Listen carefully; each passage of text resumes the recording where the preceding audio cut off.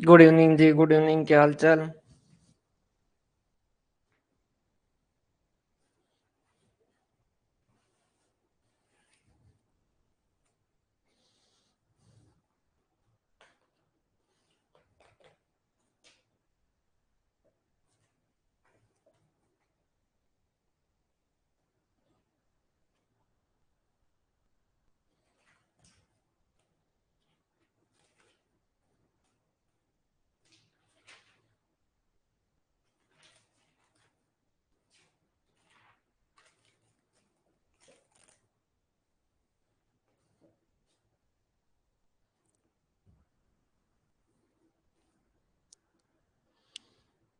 जी के तो भाई कॉमर्स वालों के लिए सबसे बड़ी दुख ही यही है जी के। पर वही है, जरूरी भी है।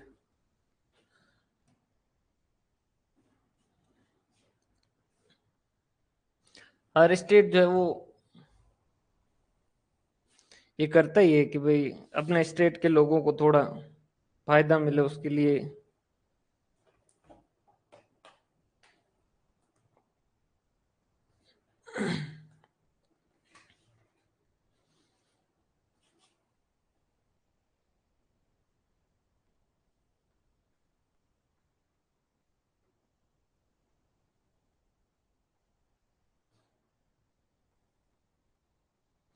गुड इवनिंग जी, गुड इवनिंग।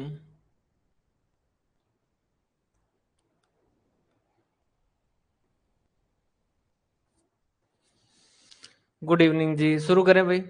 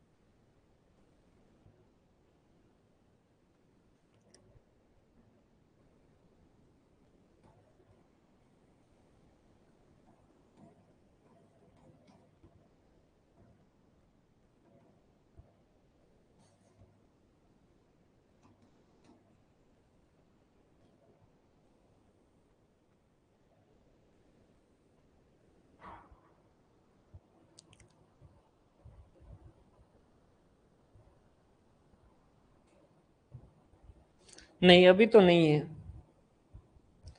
फिलहाल तो नहीं है, लेकिन भरोसा नहीं किया जा सकता ये।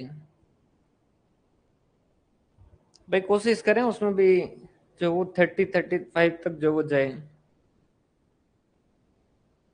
इजी चीजें पहले टारगेट करें, जैसे कि कला एवं संस्कृति हो गया, उसके ऊपर आप आसानी से जो वो कमांड कर सकते हैं, वहां से आसानी से कर सकते हैं। जैसे प्रजामंडल से सीधा क्वेश्चन आता है, वो फिक्स है। ऐसे पोर्शन पहले कवर करें जहां से क्वेश्चन सीधे सीधे पक्के बनते ही हैं।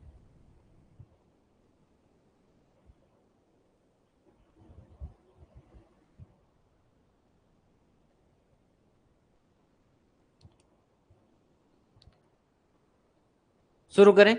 प्रोसेस एंड ऑपरेशन कॉस्टिंग है क्या? Process and operation costing.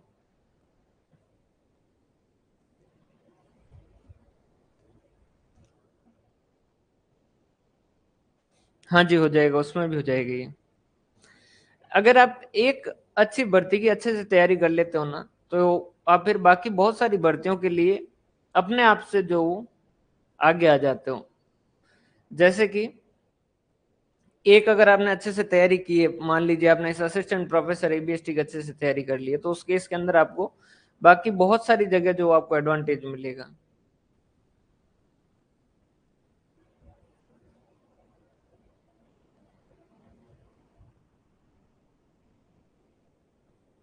Clear है? फिर ये होता है कि बाकी सिलेबस देख के जो टॉपिक बच जाते हैं, वो मतलब कि आप 70-80% हर में जो अच्छे से कवर हो चुका होगा, आपको 70-80% से आगे की चीजें जो कवर करनी होगी। शुरू करें भाई। प्रोसेस एंड ऑपरेशन कॉस्टिंग, नाम से ही पता चल रहा है, ऐसी जगह जहां पर काम जो है वो क्या हो, प्रोसेस के जरिए हो। नमस्ते जी, नमस्ते। जहां काम जो है वो क्या हो, प्रोसेस के जरिए हो, वहां पर क्या लगेगा? Process costing. लाइक भाई हम जो है वो पहले रेशम जो है वो बनाते हैं, रेशम से जो वो फिर धागा बनाते हैं, धागे से फिर जो कपड़ा बनाते हैं, कपड़े से फिर जो रेडीमेड गारमेंट बनाते हैं। तो काम क्या हो रहा है, प्रोसेस बाय प्रोसेस हो रहा है। या ऑयल वगैरह के केस के अंदर जो ऑयल अपन जो एक्सट्रैक्ट करते हैं, मतलब कि रॉ फॉर्म में एक्सट्रैक्ट करते हैं, फिर उनका जो प्यूरिफिकेशन करते हैं, फिर जो उसके बाद में उसका बाइफर्केशन करते हैं, भाई ये जो है वो इस कैटेगरी में जाएगा। तो जहां काम जो प्रोसेस के जरिए हो वहां पर क्या लगेगा, प्रोसेस कॉस्टिंग लगेगा। सिंपल सा टॉपिक है, जिस तरीके से बाकी कॉस्टिंग होती है उसी तरीके से इसकी प्रोसेस की भी कॉस्टिंग होगी, कोई ऐसी खास अलग है नहीं। बस इसमें क्या होगा, क्योंकि काम प्रोसेस में हो रहा है तो पहले प्रोसेस का आउटपुट जो है वो सेकंड प्रोसेस में जाएगा, सेकंड प्रोसेस का आउटपुट थर्ड प्रोसेस में जाएगा, जितने प्रोसेस है उसमें जाएगा, फिर लास्ट प्रोसेस से फिनिश्ड गुड्स के अंदर जाएगा, और फिनिश्ड गुड्स से जो है वो फिर वहां पर सेल वगैरह होगी, और कॉस्टिंग पी&एल के जरिए हमें प्रॉफिट और लॉस का पता चलेगा। क्लियर है, समझ पा रहे हो बात? तो क्या क्या पढ़ने है इसके अंदर, सबसे पहले तो मेनली इसके अंदर तीन चीजें पढ़नी है। एक तो प्रोसेस अकाउंट किस तरीके से बनते हैं, एक जो है वो इक्विवेलेंट प्रोडक्शन जो है उसकी कैलकुलेशन किस तरीके से होती है, एक इंटर प्रोसेस प्रॉफिट जो है वो किस तरीके से होगा। एक और जो है वो इसी का हिस्सा है, लेकिन वो अपन उसको अलग से पढ़ेंगे, जो है लिखा नहीं गया लेकिन उससे भी क्वेश्चन पूछने के, वो भी प्रोसेस का हिस्सा आता है कि जॉइंट प्रोडक्ट जब होते हैं तो उसके इसके अंदर उनके कॉस्ट का बाइफर्केशन जो किस तरीके से होता है, तो वो भी अपने को यहाँ पर साथ ही साथ कवर करना होगा। देखो, प्रोसेस अकाउंट समझने से पहले इसके अंदर इस समझिएगा, नए कॉन्सेप्ट से ज्यादा जो है वो पुरानी बातें जो नॉर्मली इन जनरल जो कॉस्टिंग के अंदर रूल लगते हैं वो यहाँ पर ज्यादा लगेंगे। जैसे कि आपने 1 लाख रुपीज के अंदर जो वो मान लीजिए 1100 kg जो है वो रॉ मटेरियल लाए, और उसको आपने इंसर्ट किया और उसके ऊपर काम करना शुरू किया। क्लियर है? आपका प्रोसेस इस तरीके का है कि उसमें क्या हो जाता है, 1100 में से जो 100 kg है उनका क्या हो जाता है, नॉर्मल लॉस हो जाता है। क्लियर है? लेकिन आपने जब इसे प्रोसेस में जो वो इंट्रोड्यूस किया 1100 kg का, और बाद में आपने जब आउटपुट चेक किया तो एक्चुअल आउटपुट आपका क्या था, 900 kg जो था वो एक्चुअल आउटपुट था। तो आप बताइए कॉस्ट पर केजी जो है वो क्या रहेगी, कैलकुलेट कीजिए भाई।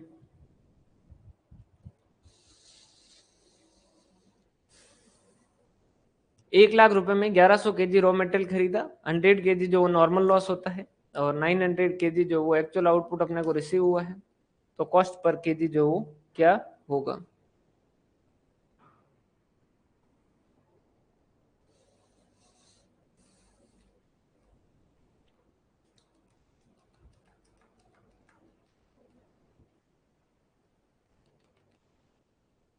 हंड्रेड, समझ पा रहे हो बात भाई कैसे? आप क्या कहोगे कि भाई 1 लाख रुपीज के अंदर जो वो हमने खरीदे, जिसमें से 1100 kg खरीदे, लेकिन इसमें से 100 kg जो वो नॉर्मल लॉस है। नॉर्मल लॉस का मतलब क्या है, ये हमारे साथ भी हो रहा है, हमारे कंपटीटर के साथ भी हो रहा है, सबके साथ ही हो रहा है। पर्टिकुलर हर इंडस्ट्री का इस तरीके का एक नॉर्मल लॉस का कैलकुलेशन होता है कि भाई इतना जो नॉर्मल लॉस होता है। तो आप क्या कहेंगे कि 1 लाख रुपीज के अंदर जो हमें कितने केजी मिले हैं, 1000 kg मिले हैं, तो आप क्या कहोगे, 100 रुपीज पर केजी जो आपकी कॉस्ट रहेगी। आप 1 लाख डिवाइडेड बाई 1100 करेंगे तो उस केस के अंदर आपकी कॉस्ट जो क्या हो जाएगी,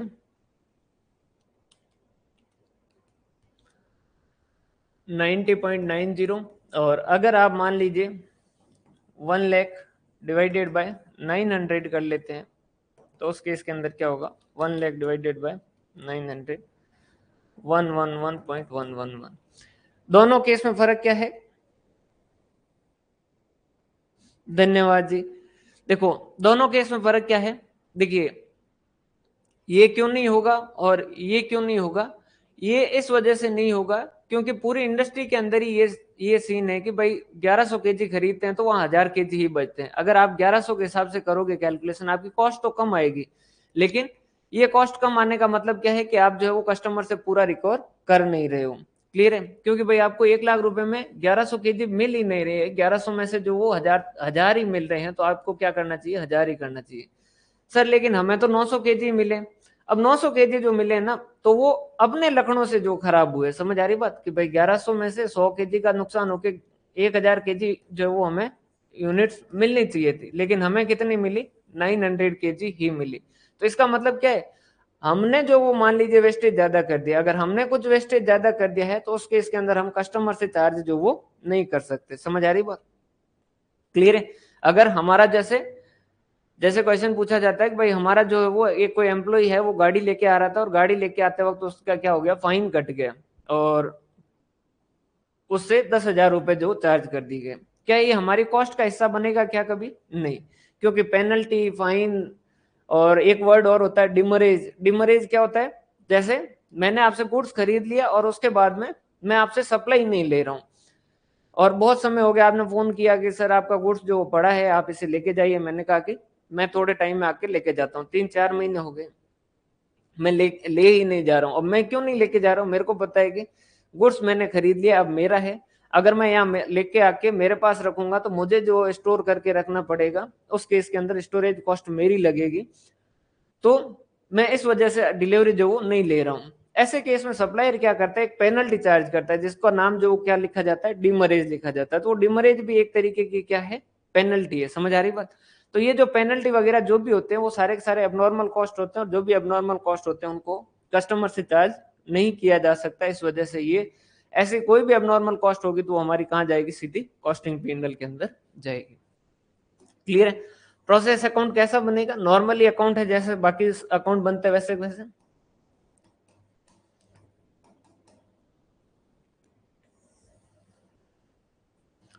सबसे पहले जैसे आपने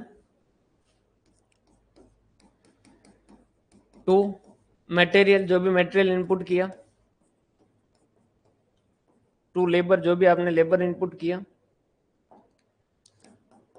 लेबर जो भी लगाया, टू ओवरहेड, जैसे कि 1000 केजी जो है, ये यूनिट्स का कॉलम बना दीजिए और ये अमाउंट का 1000 और 1 लाख के हिसाब से किया।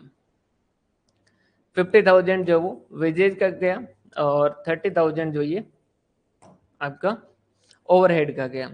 अब इसमें से क्या होगा, कुछ नॉर्मल लॉस होगा, तो आपने क्या लिख दिया, बाय नॉर्मल लॉस, कि भाई नॉर्मल लॉस जो वो उसकी यूनिट्स दे रखी है, मान लीजिए वो दे रखा है कि 10%, तो कितना 100 हो गया। और मान लीजिए दे रखा है कि नॉर्मल जो लॉस है उसका,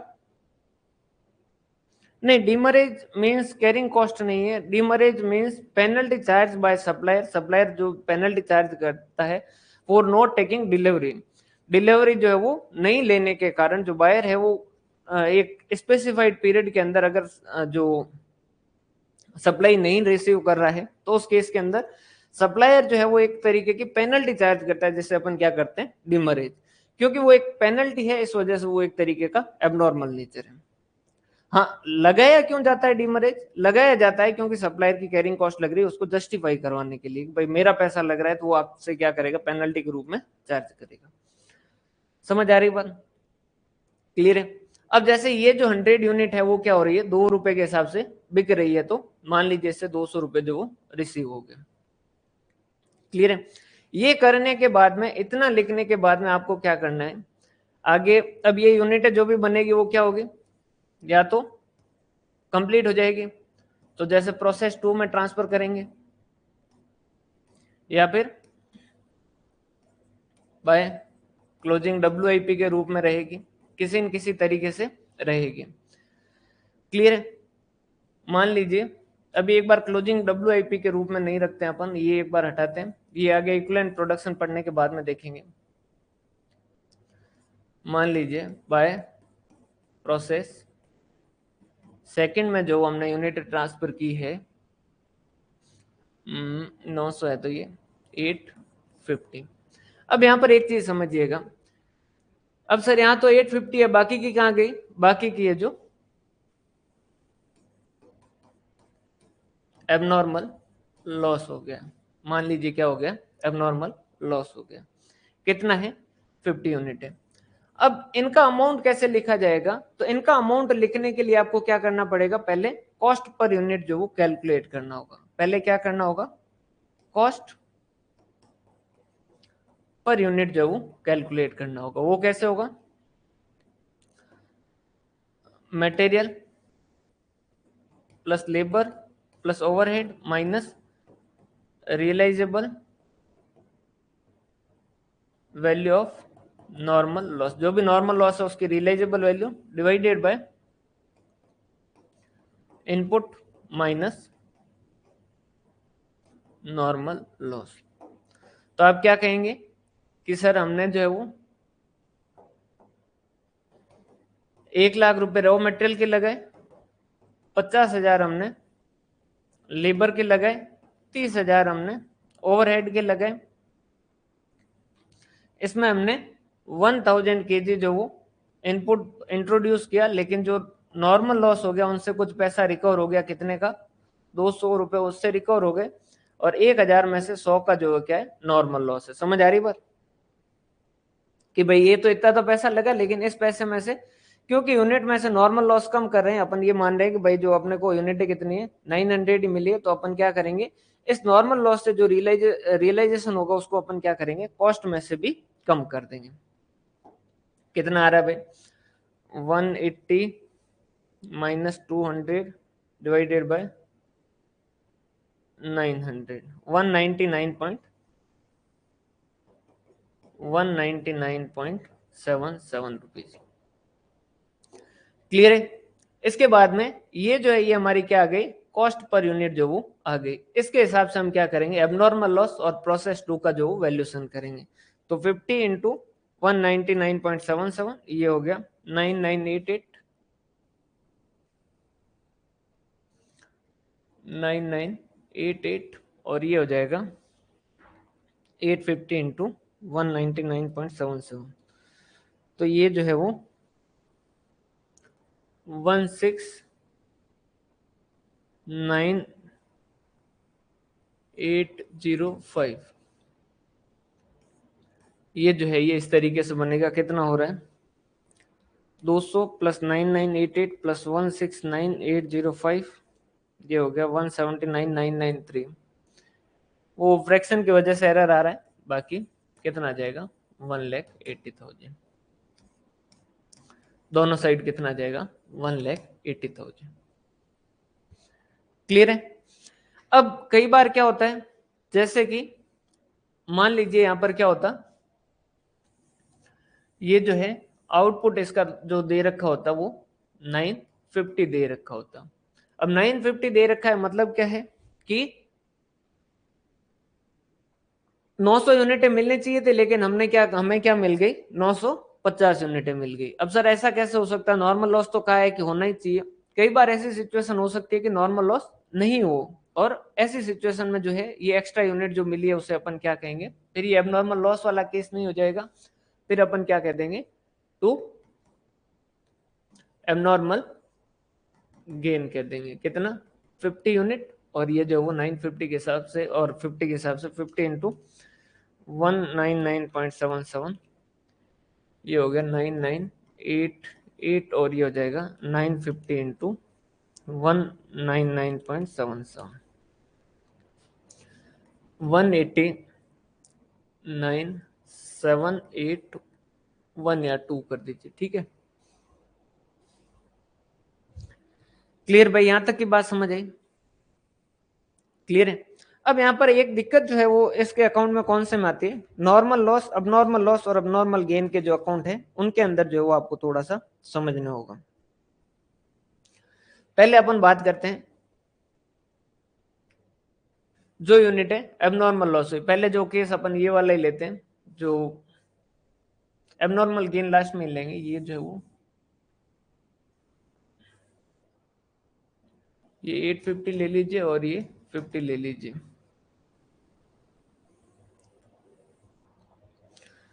कितना था भाई? 199.77 इंटू 50, ये हो गया 9988 या 89। अब एबनॉर्मल लॉस का जो भी होगा ना, वो क्या करेंगे फिर, एबनॉर्मल लॉस का एक अकाउंट बनाएंगे।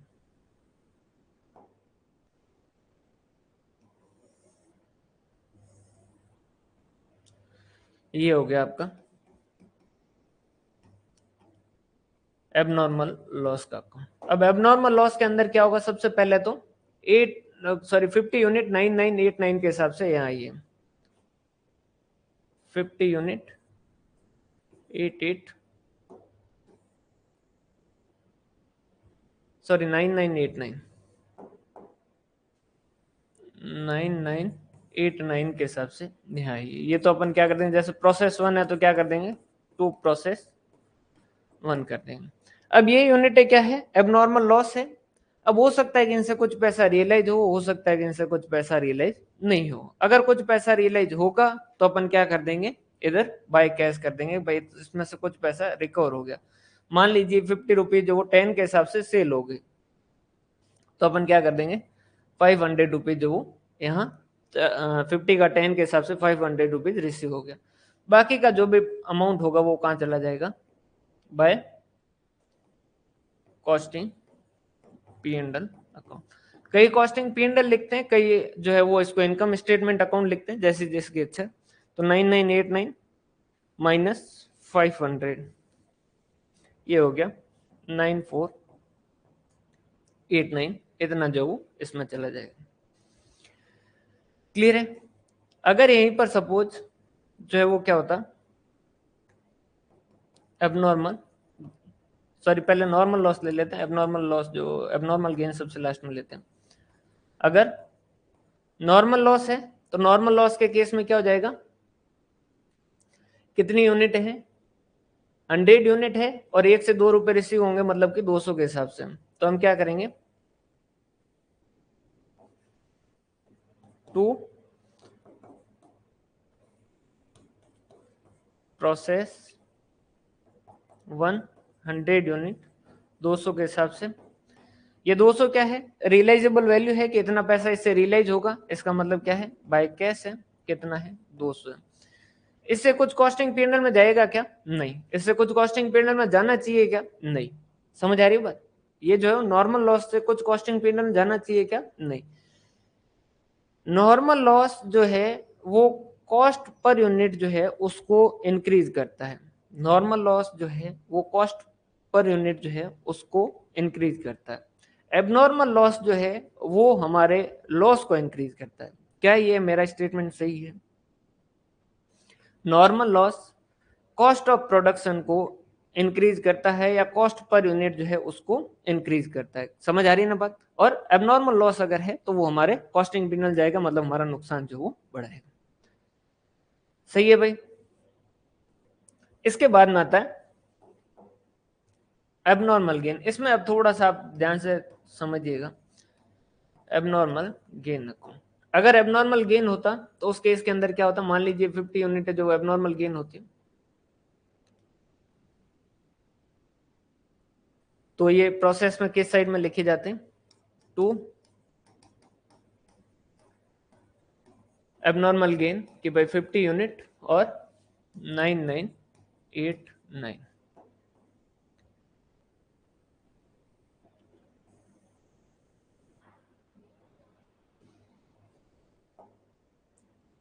By process 1।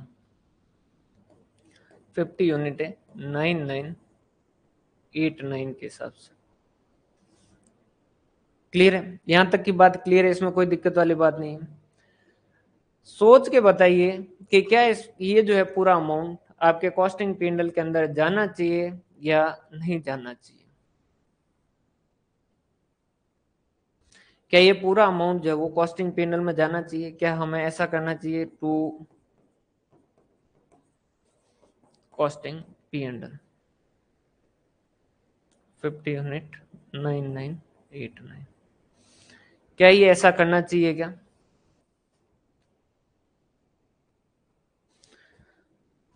हाँ या ना?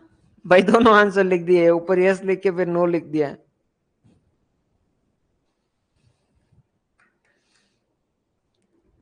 यस और नो सर, हमारी तरफ से तो दोनों, आपको जो पसंद है वो रख लो।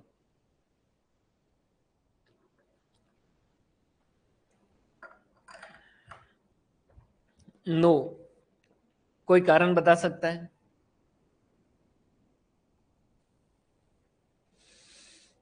लॉस को एडजस्ट करके सेंड करते थे सर, बिल्कुल भी।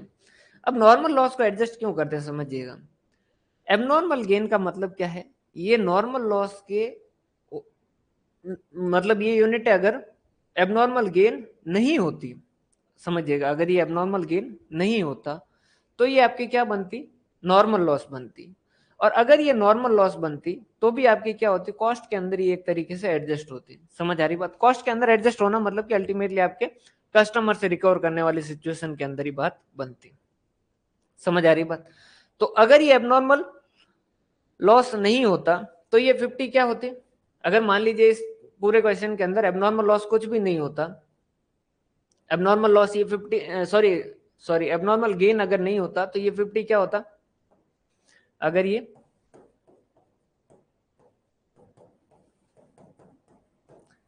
एबनॉर्मल गेन नहीं होता तो क्या होता,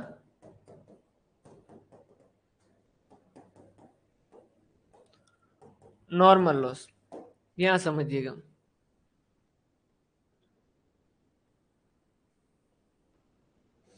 एबनॉर्मल गेन वाला केस जो है वो ये हटा देते हैं।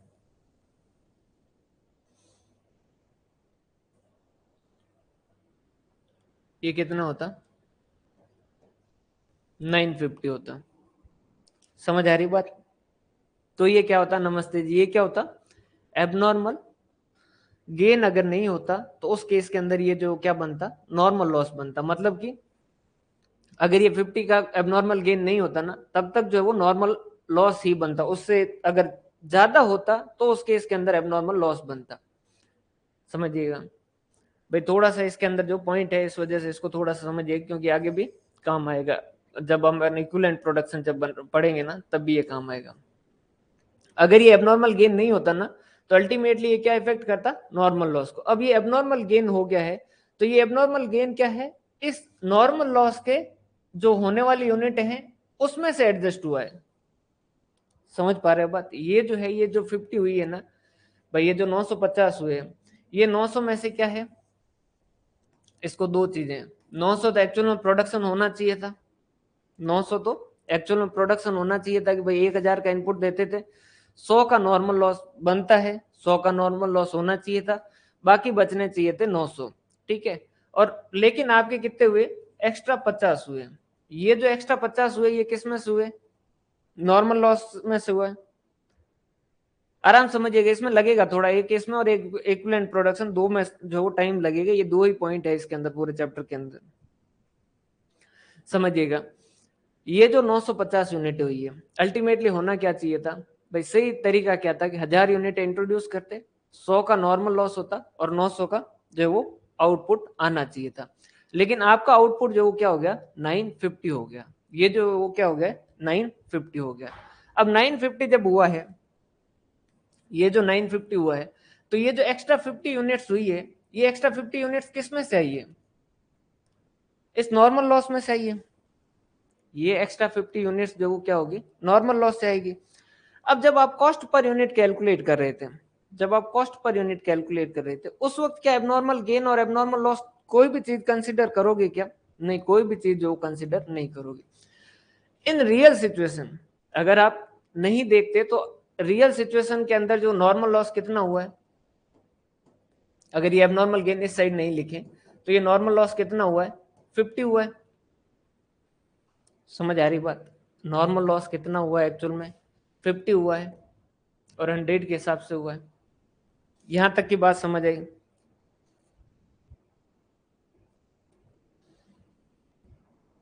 क्लियर है?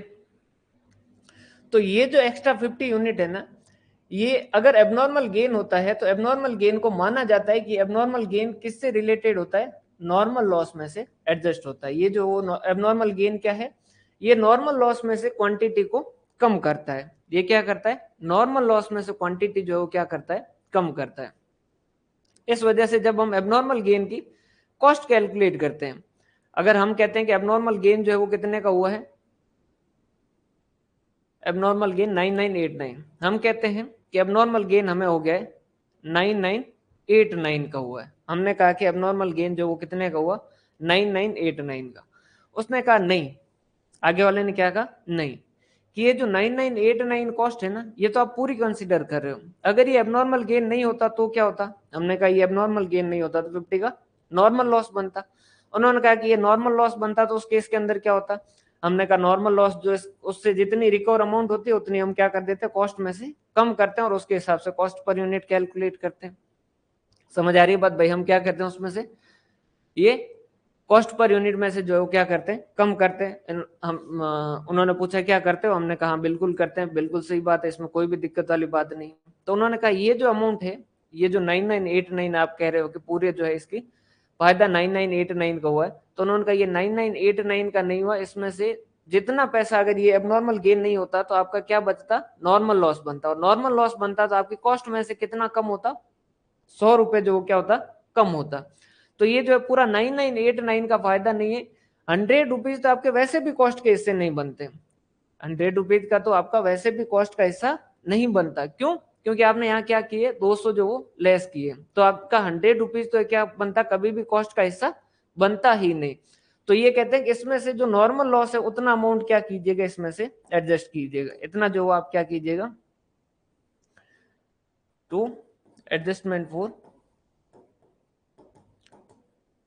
नॉर्मल लॉस, कि भाई इतना अमाउंट जो है कितना बनता है, 2 रुपए के हिसाब से था, तो 50 × 2 जो 100 रुपीज आपका जो क्या है, ये तो नॉर्मल लॉस बनता है, ये कॉस्ट का हिस्सा बनता ही नहीं।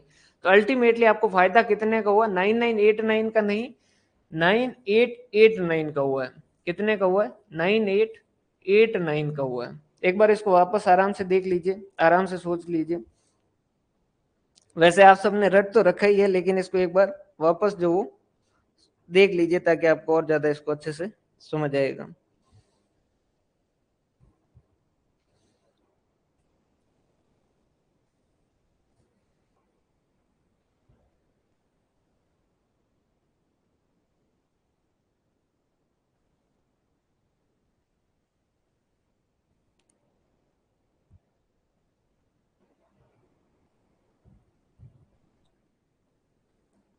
क्लियर है।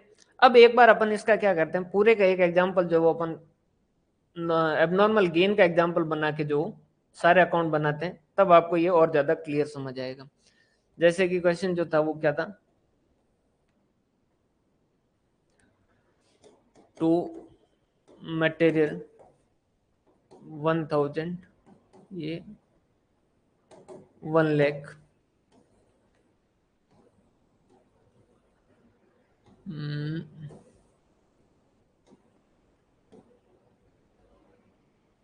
मैं इसका पिक्चर ले लेता हूँ, अभी आ जाएगा, कोई चिंता वाली बात नहीं, आ जाएगा, आ जाएगा समझ में। 2-3 तरीके से देखना पड़ेगा, ये थोड़ा सा है ही कॉम्प्लिकेटेड।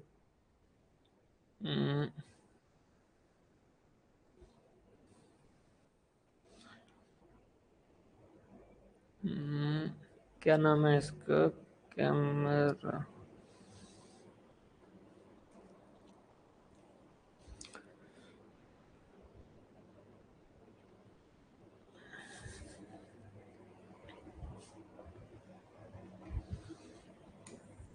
अभी आ जाएगा, चिंता मत करो भाई, कोई लोड नहीं है। टू मटेरियल 1000 और 1 लाख,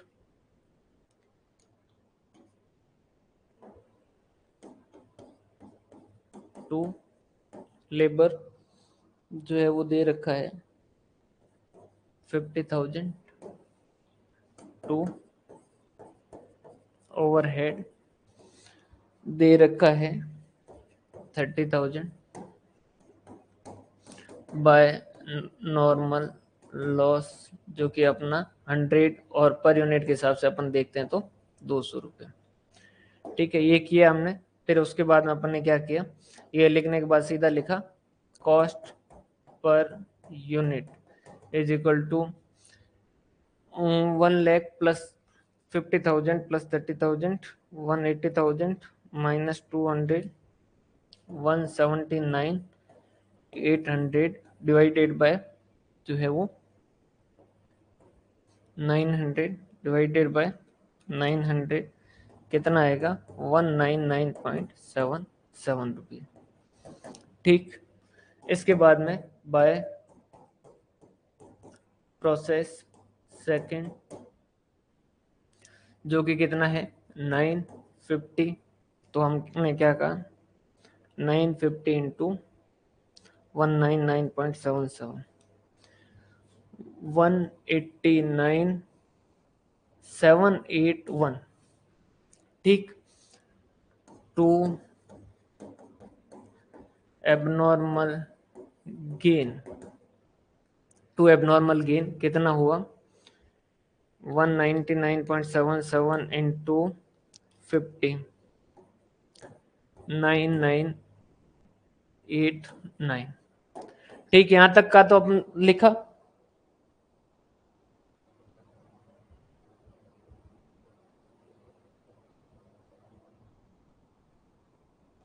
भाई अभी सही चल रहा है क्या? आज तो यार लेन भी जो पूरी अलग लगवा रखी है फिर तो।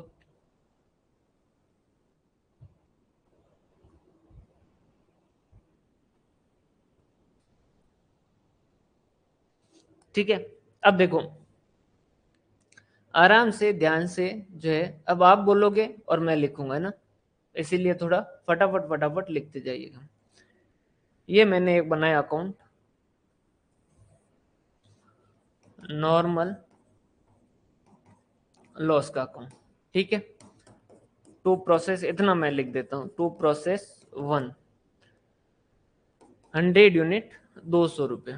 ठीक है, बाय कैश कितना लिखूं मैं,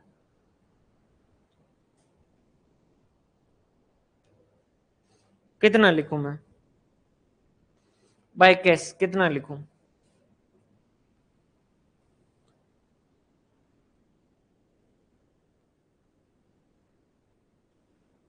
100 लिखूं या 200 लिखूं? अमाउंट बोलिए, अमाउंट है ना, यूनिट अमाउंट दीजिए, अमाउंट बोलिए, अमाउंट कितना लिखा जाए?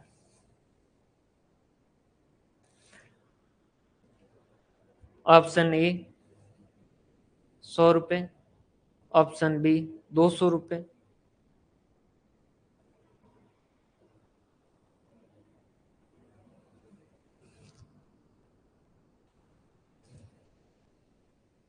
Option A. क्यों? क्योंकि ये 100 रुपए का नॉर्मल लॉस बनता है, लेकिन नॉर्मल लॉस एक्चुअल में हुआ कितना है 50 हुआ है। समझ आ रही बात? एक्चुअल में नॉर्मल लॉस कितना हुआ है 50 हुआ है, तो 50 को 2 के हिसाब से बेच पाए तो कितना हो गया है आपका 100 रुपए। ठीक है, अब इसके बेचारे की 50 यूनिट कौन खा गया? भाई इसके 100 यूनिट है तो इधर भी तो 100 आनी चाहिए। इसकी 50 यूनिट कौन खा गया? इसकी 50 यूनिट कौन खाया? इसकी 50 यूनिटें किसके द्वारा जो है वो खाई गई?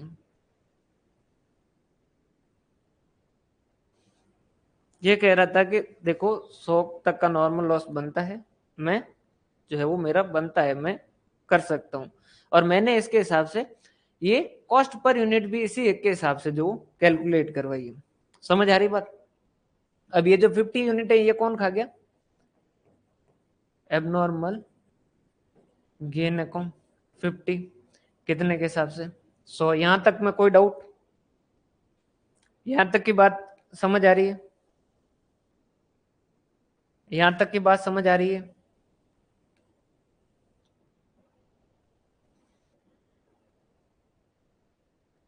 ठीक, यहां तक की बात समझ आई?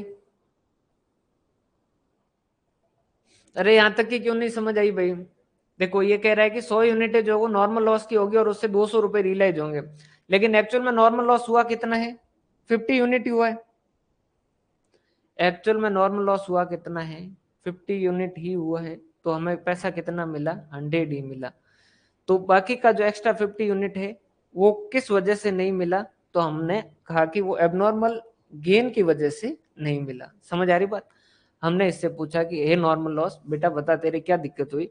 तू कह रहा था कि मैं 200 रुपए रिकवर कर लूंगा, 100 यूनिट है मेरी, फिर तुमने जो है वो 100 रुपए क्यों लेके आ रहे हो? उसने कहा कि सर ऐसा है कि मेरा 100 यूनिट का नॉर्मल लॉस बनता था, ठीक है, लेकिन ये एबनॉर्मल गेन कुछ ज्यादा ही एक्स्ट्रा ऑर्डिनरी है, और इसने क्या किया, मेरी 50 यूनिट खा गया, इस वजह से मैं जो वो 100 रुपए ही रिकवर कर पाया, 100 रुपए ही रिकवर कर पाया। अब एबनॉर्मल गेन आया, एबनॉर्मल गेन आया खुशी से कि सुनो सुनो, मैंने जो क्या करवा दिया, फायदा करवा दिया। हमने कहा कितने का फायदा करवाया? बाय प्रोसेस 1, कितना? 50 के हिसाब से 9989, कितने का? 50 के हिसाब से 9989 का। क्या नॉर्मल लॉस यहाँ पास में खड़ा नहीं कहेगा कि नहीं, इसमें से 50 यूनिट के 100 रुपए तो मैं भी रिकवर करके दे रहा था, इस 50 यूनिट के 100 रुपए तो मैं भी रिकवर करके दे ही रहा था। क्लियर है? तो इसने पूरा 9989 का फायदा नहीं करवाया है, और तो और 100 रुपए मैंने इसके कारण जो पूरे 200 जो कॉस्ट में से कम करवाई, आपकी कॉस्ट पर यूनिट भी जो इंक्रीज करवाई, सब कुछ करवाया, लेकिन फिर भी एबनॉर्मल गेन हो गया, और इस वजह से मैं 100 रुपए जो क्या कर पाया, कम रिकवर कर पाया। तो इसमें से क्या कहेगा कि नॉर्मल लॉस कहेगा कि मेरा हिस्सा जो वो मुझे दो, मेरा हिस्सा जो वो क्या करो, मुझे दो। तो ये 50 इंटू 100 के हिसाब से ये कहेगा कि मुझे जो है वो मेरा एडजस्टमेंट करो। बाकी का जो है वो क्या कहेंगे हम, कॉस्टिंग पी एंड एल के अंदर जाएगा, जो कि कितना है आपका, अमाउंट कितना है, 9989 माइनस 100, 9889। अब बात समझ आई?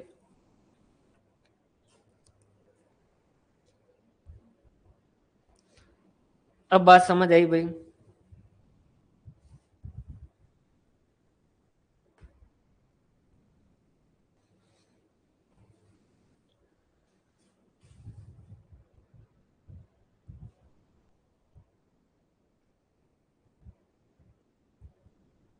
हाँ, बाकी जो बचेगा अमाउंट वो क्या होगा, कॉस्टिंग पी एंड एल के अंदर ट्रांसफर होगा।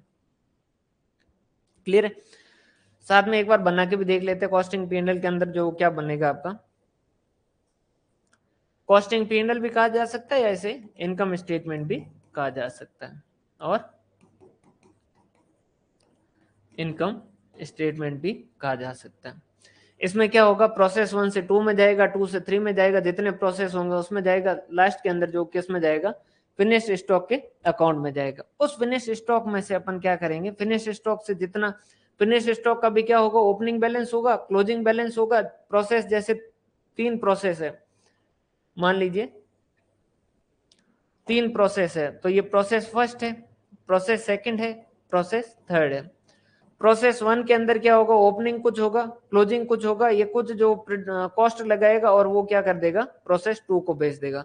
प्रोसेस 2 में भी काम चल रहा होगा, तो प्रोसेस 2 का भी ओपनिंग होगा, उसका भी क्लोजिंग होगा, और बाकी का जो होगा वो क्या कर देगा, प्रोसेस थर्ड को भेज देगा। अब प्रोसेस थर्ड भी क्या करेगा, उसका भी कुछ ओपनिंग होगा, कुछ क्लोजिंग होगा, ये कुछ काम करेगा, जितनी यूनिट तैयार होगी वो क्या कर देगा, मान लीजिए 3 ही प्रोसेस है, तो ये किस में ट्रांसफर कर देगा, फिनिश गुड्स में ट्रांसफर कर देगा। ये किस में ट्रांसफर कर देगा, फिनिश गुड्स में।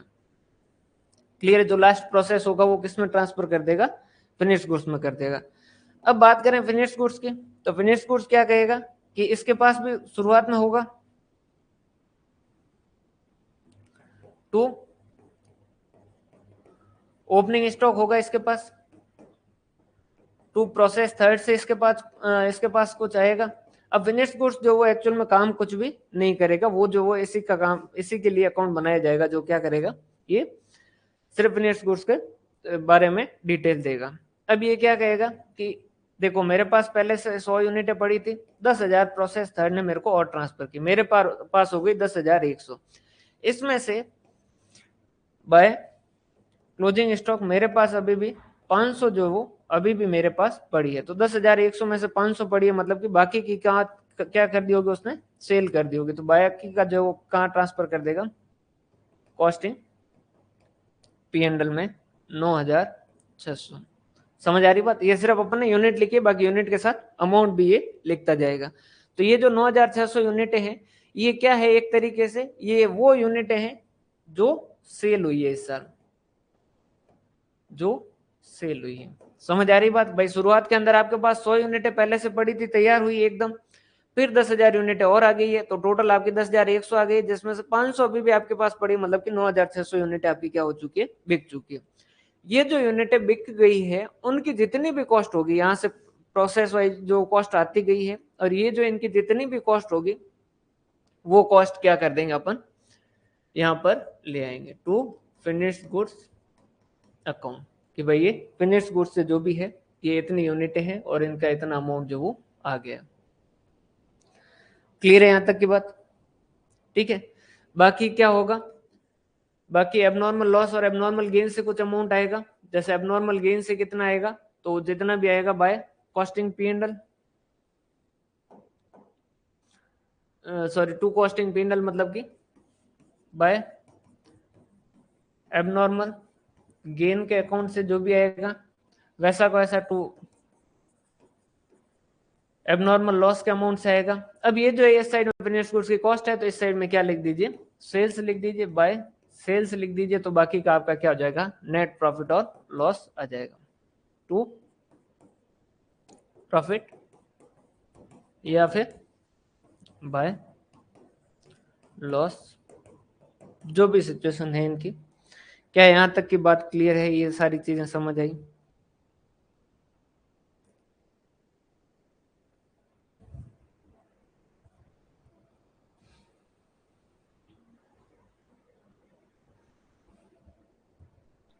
क्लियर है?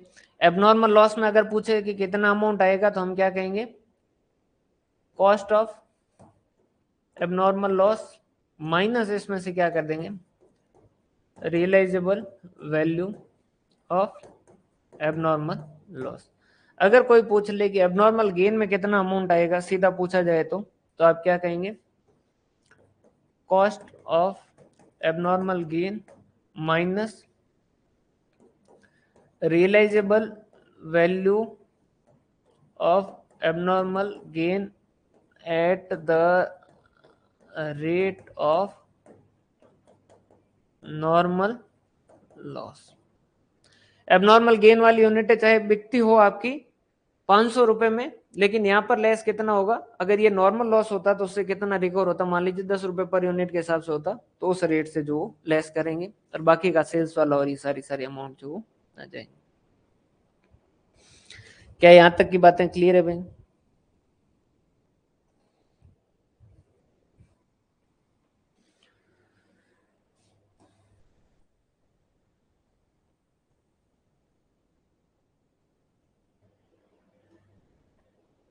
अब जो है आगे वाला जो है कॉन्सेप्ट, वो है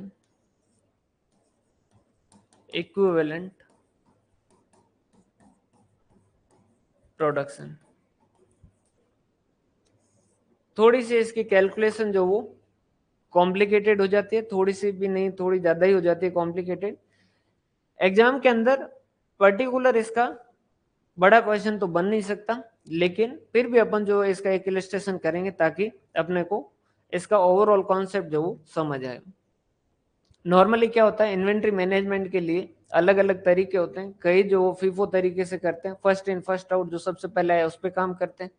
कोई जो वो लीफो के हिसाब से करते हैं, वैसे लीफो जो एज 2 के हिसाब से एप्लीकेबल नहीं है, कर सकते, अलाउ जो है वो नहीं है, लेकिन फिर भी अपने को यहाँ पर उसके हिसाब से समझना होगा। और थर्ड जो वो एवरेज कॉस्ट मेथड, इन तीनों के हिसाब से अपन क्या कर सकते हैं, अपना प्रोडक्शन जो मतलब इन्वेंट्री का मैनेजमेंट कर सकते हैं। इन तीनों में से किसी भी तरीके से किया जा सकता है। एक इलस्ट्रेशन लेंगे जिससे अपन समझने की कोशिश करेंगे। इसमें थोड़ा सा जो पेशेंस रखिएगा, आराम से समझने की कोशिश कीजिएगा। पहले मैं क्वेश्चन लिख लेता हूँ एक क्वेश्चन, फिर जो इसको अपन तीनों तरीके से कर लेंगे। जैसे दे रखा है,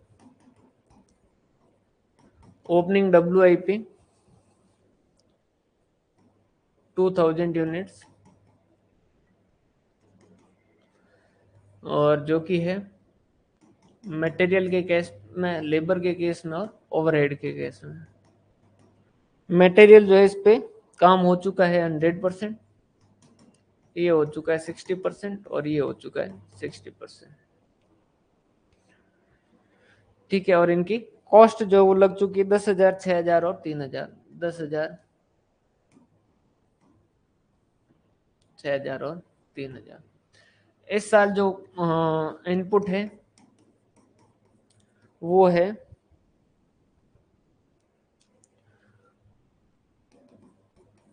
10,000 यूनिट्स और कॉस्ट ड्यूरिंग द पीरियड है, इस साल जो कॉस्ट लगी है वो है मटेरियल, लेबर और ओवरहेड, जो कि लगी है 1,60,000 और 30,000। 1,60,000 और 30,000। उसके बाद में दे रखा है जैसे क्लोजिंग WIP है जो कि है 1,000 यूनिट्स और जो कि है जिन पे काम हो चुका मेटेरियल, लेबर और ओवरहेड के केस में 170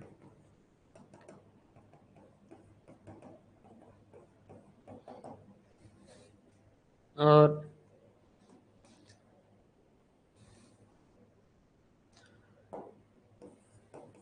एबनॉर्मल लॉस जो है वो है मटेरियल, लेबर और ओवरहेड के संदर्भ में 100%, 50% और 50%।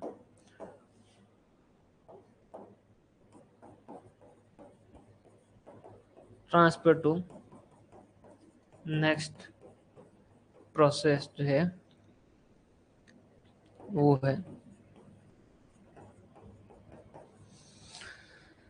9,000 यूनिट्स। आराम से समझिएगा, बिल्कुल आराम से। थोड़ा इक्विवेलेंट प्रोडक्शन वाला जो लेंथी हो जाता है, लेकिन छोटे क्वेश्चन इससे बनाए जा सकते हैं। पर वो है कि इसके अगर छोटा क्वेश्चन बनाना होगा तो आगे वाला खुद जो वो थोड़ा कॉम्पिटेंट होना चाहिए, तो उसी केस के अंदर जो इसके क्वेश्चन बना पाएगा। या फिर कॉम्पिटेंट नहीं हो तो उसके इसके अंदर जो कॉपी किया जा सकता है। इस वजह से अपने को जो है इसको अच्छे से समझना है आसान, लेकिन आप जो है इसका प्रोसेस थोड़ा लेंथी हो जाता है, इस वजह से थोड़ा सा लगता है कि ये ऐसा कैसे हो रहा है। बाकी है बहुत इजी, ऐसा इसमें कुछ खास है नहीं। पहले क्वेश्चन समझ लीजिए कि भाई ओपनिंग WIP दे रखा है कि 2,000 यूनिट हमारे पास ओपनिंग WIP में है, जिनके ऊपर कुछ काम हुआ है और कुछ काम बाकी है। ठीक है, 2,000 यूनिट है जिनका मटेरियल के संदर्भ में 100% काम हो चुका है, लेबर के संदर्भ में जो वो 60% काम हो चुका है और ओवरहेड के केस में 60% काम हो चुका है। मतलब कि यूनिट है मटेरियल के रेस्पेक्ट में तो पूरा मटेरियल इस पे लग चुका है जितना लगना चाहिए, लेबर जितना लगना चाहिए उसका 60% लग चुका है और ओवरहेड जितना लगना चाहिए उसका 60% लग चुका है। कॉस्ट इनकी लगी है 10,000 मटेरियल की, 6,000 जो लेबर की और ओवरहेड की जो 3,000 रुपए लगी है। इस साल हमने 10,000 यूनिट नई फ्रेश जो है वो और इंट्रोड्यूस की है। इस साल हमारे जो कॉस्ट लगी है, ये ओपनिंग WIP की जो ये कॉस्ट है वो कब लगी है? पीछे वाले साल के अंदर लगी है। इस साल हमारी कॉस्ट कितनी लगी है? मटेरियल के केस में 1 लाख रुपीज लगा है, लेबर के केस में 60,000 लगा और ओवरहेड का हमारा 30,000 जो लगा है। क्लोजिंग WIP जो 1,000 यूनिट है जिसका मटेरियल जो 100% लग चुका है, लेबर जो 70% लग चुका है और ओवरहेड जो 70% लग चुका है। और जो भी ओवर एबनॉर्मल लॉस हुआ वो मटेरियल के केस में 100% काम हो चुका था, लेबर के केस में उसमें 50% काम हो चुका था और ओवरहेड के केस में 50% काम हो चुका था। और हमने नेक्स्ट प्रोसेस के अंदर 9,000 यूनिट ट्रांसफर किए, मतलब 9,000 यूनिट हमारी तरफ से कंप्लीट हुई है। अब थोड़ा सा ध्यान समझिएगा, सिंपल से ही है, वैसे इतना हार्ड नहीं है। नॉर्मल लॉस लिखा नहीं है, नॉर्मल लॉस भी है।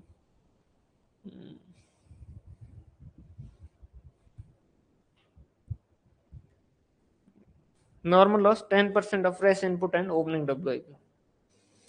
एक में ही सारे जो है वो केस आ जाए। नॉर्मल लॉस 10% ऑफ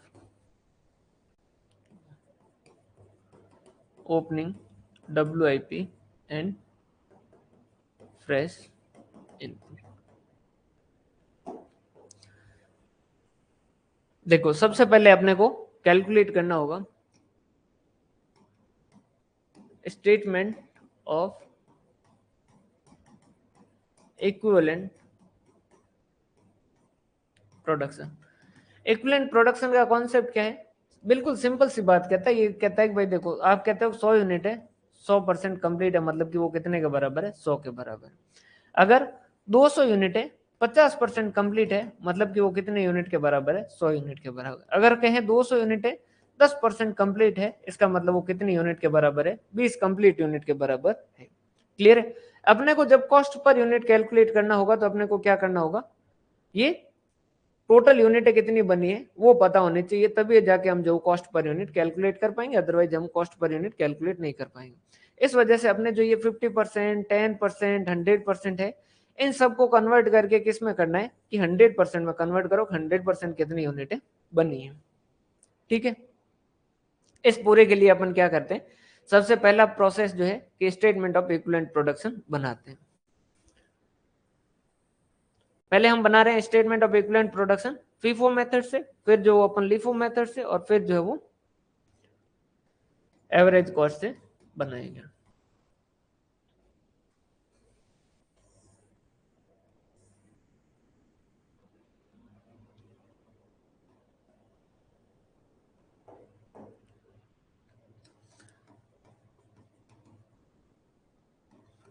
पर्टिकुलर्स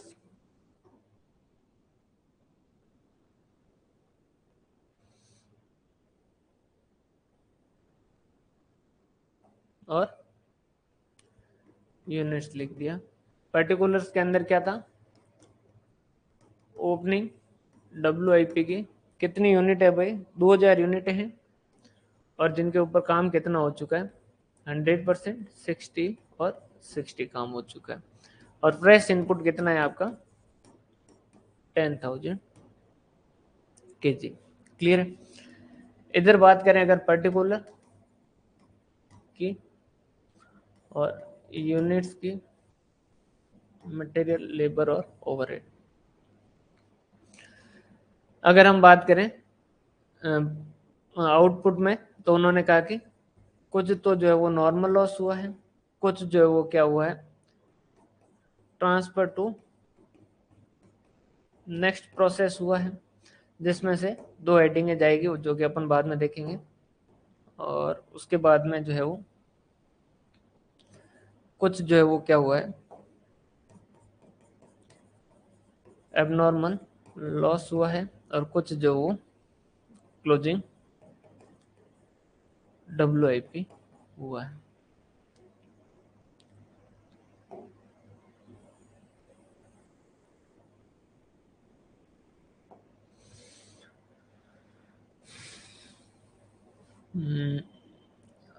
वैसे है नहीं एबनॉर्मल गेन, लेकिन यहीं साथ जो है उसका एबनॉर्मल गेन भी लिख देते हैं, ताकि उससे पता चल जाए कि भाई उस केस के अंदर क्या होगा। क्लियर है? इसमें से यूनिट्स लिख देते हैं। उन्होंने कहा है कि 10% इन दोनों का मिला के होगा, जो कि कितना है? 1200 यूनिट है। उसके बाद में ट्रांसफर टू नेक्स्ट प्रोसेस उन्होंने दे रखा है कि 9000 है, और क्लोजिंग WIP उन्होंने कितनी दे रखी है? 1000 दे रखी है। तो टोटल जो है एबनॉर्मल लॉस कितना आ जाएगा? 2000 में से, सॉरी 12,000 में से 1200 तो नॉर्मल लॉस हो गए, और 9000 जो वो नेक्स्ट प्रोसेस में ट्रांसफर हो गए, और 1000 जो वो क्लोजिंग WIP है, मतलब कि 800 जो वो एबनॉर्मल लॉस है। क्लियर है? यहां तक की बातें क्लियर है? यहां तक की बातें क्लियर है? समझ आ रही बात भाई? ये तो एकदम सिंपल सी बातें की अपन ने, यहां तक अभी तक कोई खास ऐसी बात की नहीं है जो नहीं हो। जब हम कॉस्ट पर यूनिट कैलकुलेट कर रहे थे, जब प्रोसेस अकाउंट बना रहे थे, उस वाले पॉइंट पे पहुंचते अपन।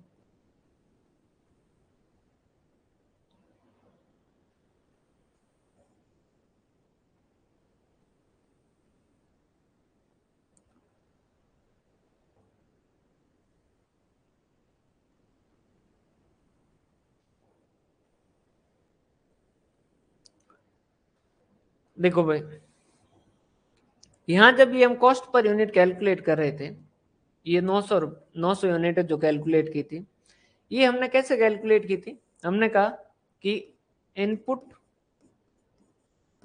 माइनस नॉर्मल लॉस जो वो 900 आ जाती है। क्लियर है? हमने क्या कहा था, इनपुट माइनस नॉर्मल लॉस जो वो कर दो तो उस केस के अंदर जो क्या हो जाएगा आपका, ये अमाउंट जो है आ जाएगा, जितनी यूनिटें जो है वो आ जाएगी। अभी अपन जो एक बार एबनॉर्मल गेन वाला हटा के अपन एबनॉर्मल लॉस वाला लिख देते हैं।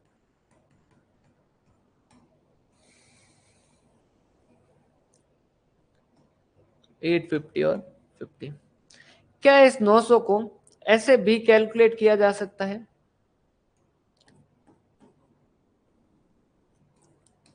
Transfer to next plus abnormal loss. ठीक है, और एबनॉर्मल गेन की सिचुएशन होती तो कोई खास चेंज नहीं आता, तो अपन क्या करते, ट्रांसफर टू नेक्स्ट माइनस जो वो क्या करेंगे, एबनॉर्मल गेन करेंगे। क्या ऐसा लिखें तो आपको किसी को कोई दिक्कत होगी क्या? ये 900 जो है वो अपन ने कैलकुलेट की इस वाले प्रोसेस में bye input minus normal loss. हमने कहा कि नहीं, ऐसा नहीं, आप ऐसे कैलकुलेट कीजिए कि नेक्स्ट प्रोसेस में कितना ट्रांसफर किया है प्लस जो वो आपका एबनॉर्मल लॉस है वो ऐड कर दीजिए, तो आपका क्या मिल जाएगा, ये वाली यूनिटें जो वो बन जाएगी, जिसके लिए अपन क्या कर रहे हैं, कॉस्ट पर यूनिट कैलकुलेट कर रहे हैं। और या फिर अगर आपका एबनॉर्मल गेन का केस है तो आपकी जितनी नेक्स्ट प्रोसेस में ट्रांसफर हुई है उसमें से एबनॉर्मल गेन हटा दीजिए, तो बाकी का क्या होगा। समझ आ रही बात भाई? ये वही बात कह रहे हैं, कोई इसमें खास चेंज नहीं है। क्लियर है? अब इक्विवेलेंट प्रोडक्शन के अंदर क्या करते हैं अपन, इस साइड वालों की टोटल करते हैं, इस साइड वालों की टोटल करते हैं। तो इस साइड वालों की टोटल जब कर रहे हैं तो यहाँ अपन नॉर्मल लॉस को कितना ले रहे हैं, 0 ले रहे हैं। समझ आ रही बात भाई? नॉर्मल लॉस को कितना ले रहे हैं, 850 और 50, ये 900 हो गए, और इन 100 को क्या कर रहे हैं, इग्नोर कर रहे हैं, तभी हो गया 900। या फिर आप क्या कहो कि अगर जैसे 950 होती तो आप क्या कहते हैं, 950 माइनस 50, और नॉर्मल लॉस को क्या करते, इग्नोर करते हैं। समझ आ रही बात? तो अपन या तो क्या करेंगे, एबनॉर्मल गेन होगा तो लेस करेंगे, एबनॉर्मल लॉस होगा तो ऐड करेंगे, और नॉर्मल लॉस जो उसको क्या करेंगे, 0 कंसीडर करेंगे, क्योंकि अपन क्या कर रहे हैं भाई, इसमें से ये अमाउंट लेस करने के बाद ये बच रहा है। समझ आ रही बात? तो अल्टीमेटली इन दोनों का समेशन जो है वो जब करेंगे तो क्या होगा, इसमें से ये लेस करने के बराबर ही यूनिटें आएगी। क्लियर है? अब जब हम यहाँ प्रोसेस अकाउंट बनाते हैं तो हमने क्या कहा, सॉरी, इक्विवेलेंट प्रोडक्शन अकाउंट जब बना रहे हैं, उसका स्टेटमेंट जब बना रहे हैं, तो हमने कहा कि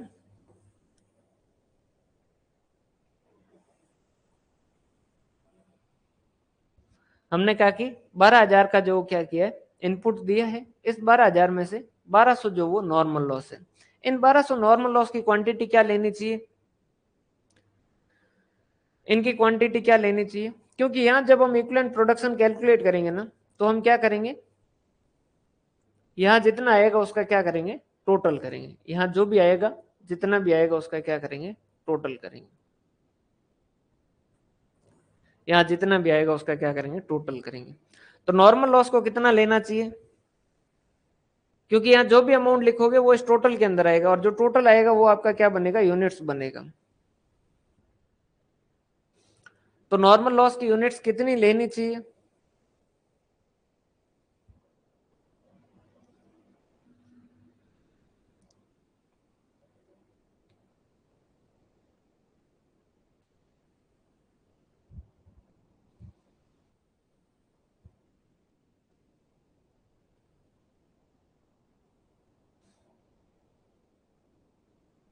बोलो भाई।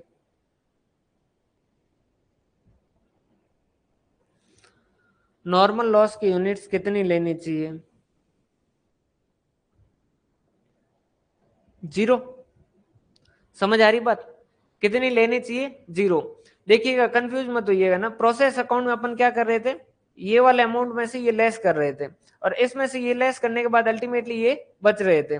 अपन यहाँ पर क्या कर रहे हैं, इस साइड वाले की टोटल कर रहे हैं, तो अपन क्या करेंगे, इन साइड की टोटल कर दो तो भी अल्टीमेटली क्या हो जाएगा, यही आएगा।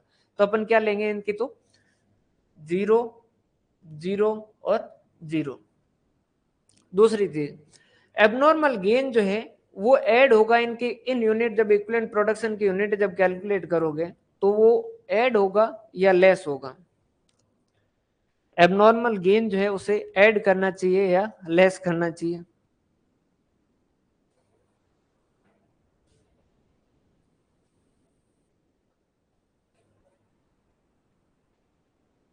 लेस करना चाहिए। तो एबनॉर्मल गेन क्या होगा?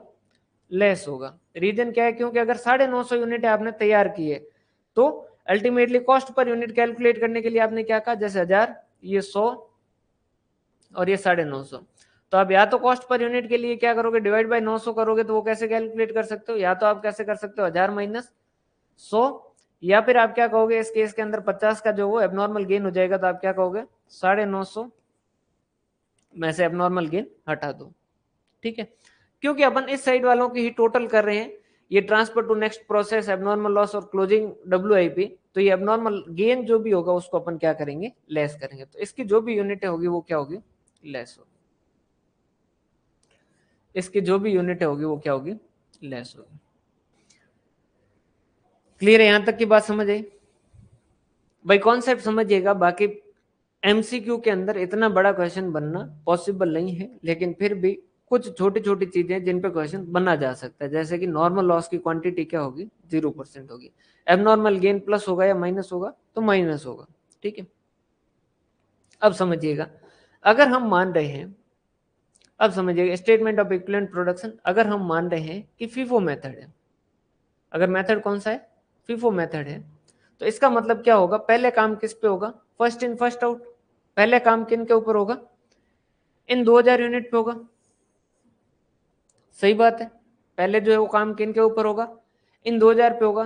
फर्स्ट इन फर्स्ट आउट का मतलब यही है कि भाई पहले जो आया उस पर पहले काम होगा। तो ये जो 9000 यूनिटें बनेगी, इन 9000 में से फ्रॉम ओपनिंग कितनी होगी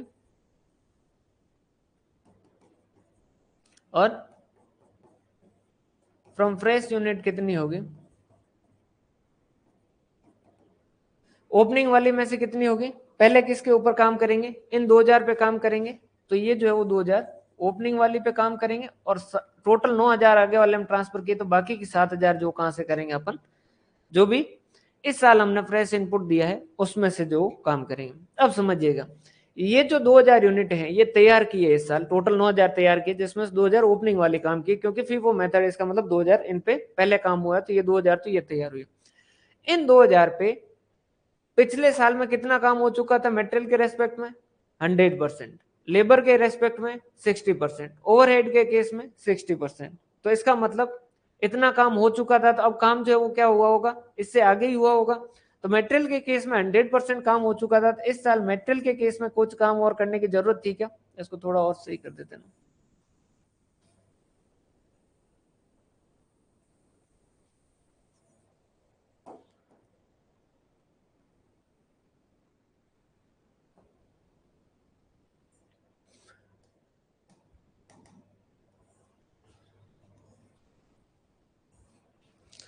मटेरियल, लेबर और ओवरहेड।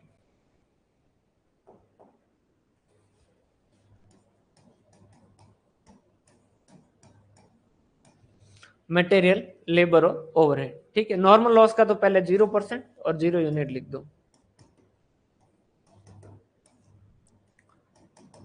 0% और 0 यूनिट। ठीक, मेटेरियल के रेस्पेक्ट में 100% काम इस साल, पिछले साल हो चुका था, इस वजह से इस साल कितना आएगा, 0%। कुछ भी काम करने की जरूरत है क्या? नहीं। और 0% मतलब कि यूनिट कितने के बराबर काम हुआ है, 0%। ये लेबर के केस में 60% काम पिछले वाले साल हो चुका था, मतलब कि कितना, इस साल कितना होगा, 40% के बराबर काम होगा। तो 2000 का 40% कितना हो गया, 800। कितनी यूनिट के बराबर होगा, 800 यूनिट के बराबर। और ओवरहेड के केस में 60% पिछले साल काम हो चुका था, तो इस साल कितना हुआ होगा,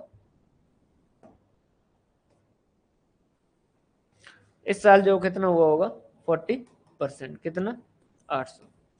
यहां तक की बात बराबर है? यहां तक की बातें बराबर है?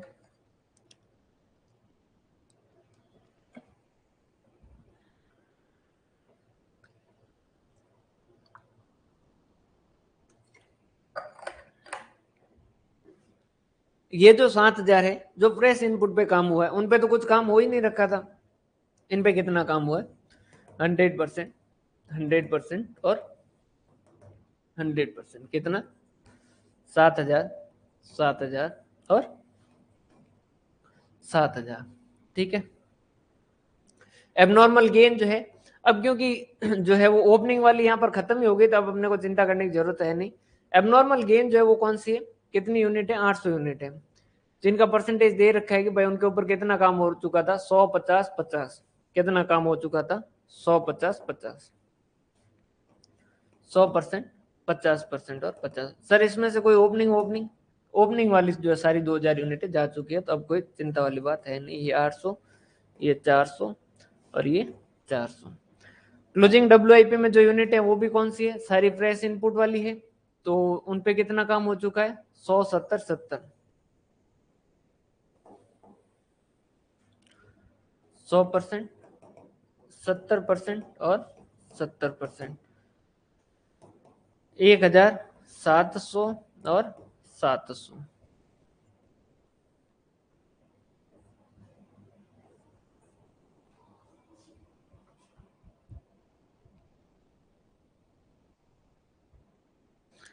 नॉर्मल लॉस नहीं लिया क्यों? क्योंकि अपन नॉर्मल लॉस के बारे में अभी बात कर रहे थे ना। नॉर्मल लॉस क्यों नहीं लिया? क्योंकि प्रोसेस अकाउंट के अंदर अपन ने पूरा ऊपर जो एग्जांपल यही तो बात कर रहे थे ना कि भाई जैसे ये इनपुट है और इसमें से नॉर्मल लॉस लेस करते हैं। ठीक है। तब जो अपनी कॉस्ट पर यूनिट कैलकुलेट जब करते हैं तो इसमें से ये लेस करके फिर डिवाइड बाय यूनिट करते हैं। इस बार जो इक्विवेलेंट यूनिट के लिए सीधा इस साइड से कैलकुलेट कर रहे हैं। तो या तो आप ऐसा करो कि भाई 1,000, जैसे कि ये है 1,000 और इसमें से 100, तो आप तो एक तो तरीका क्या है, 1,000 में 100 लेस करो तो ये कितना बचता है? 900। या फिर आप क्या कर दो कि नेक्स्ट प्रोसेस में कितना हुआ? 800 ट्रांसफर हुआ है और बाकी का एबनॉर्मल लेस हुआ है 100, तो इनका दोनों का टोटल कर दो तो कितना है? 900। अब इस बार जो अपन इनका टोटल कर रहे हैं कि भाई आगे वाले में कितना ट्रांसफर हुआ है, एबनॉर्मल लॉस कितना हुआ, क्लोजिंग WIP कितना हुआ, इनका टोटल कर रहे हैं। तो इनका टोटल करेंगे तो नॉर्मल लॉस जो उसको क्या करेंगे? इग्नोर करेंगे, उसको कंसिडर नहीं करेंगे। या तो भाई इनपुट में से ये लेस करते, या फिर जो है इस साइड वालों को टोटल कर रहे हैं, इस साइड वालों को टोटल करके इस तरीके से अपन दूसरे तरीके से कैलकुलेट कर रहे हैं, तो यहाँ पर क्या करेंगे? इसको 0 रखेंगे। ठीक है भाई, यहां तक की बात समझ आई?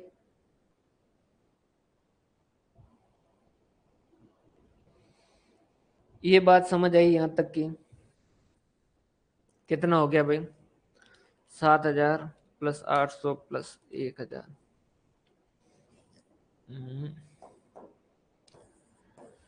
8,800। 800 प्लस 7,000 प्लस 400 प्लस 700 और 8,900।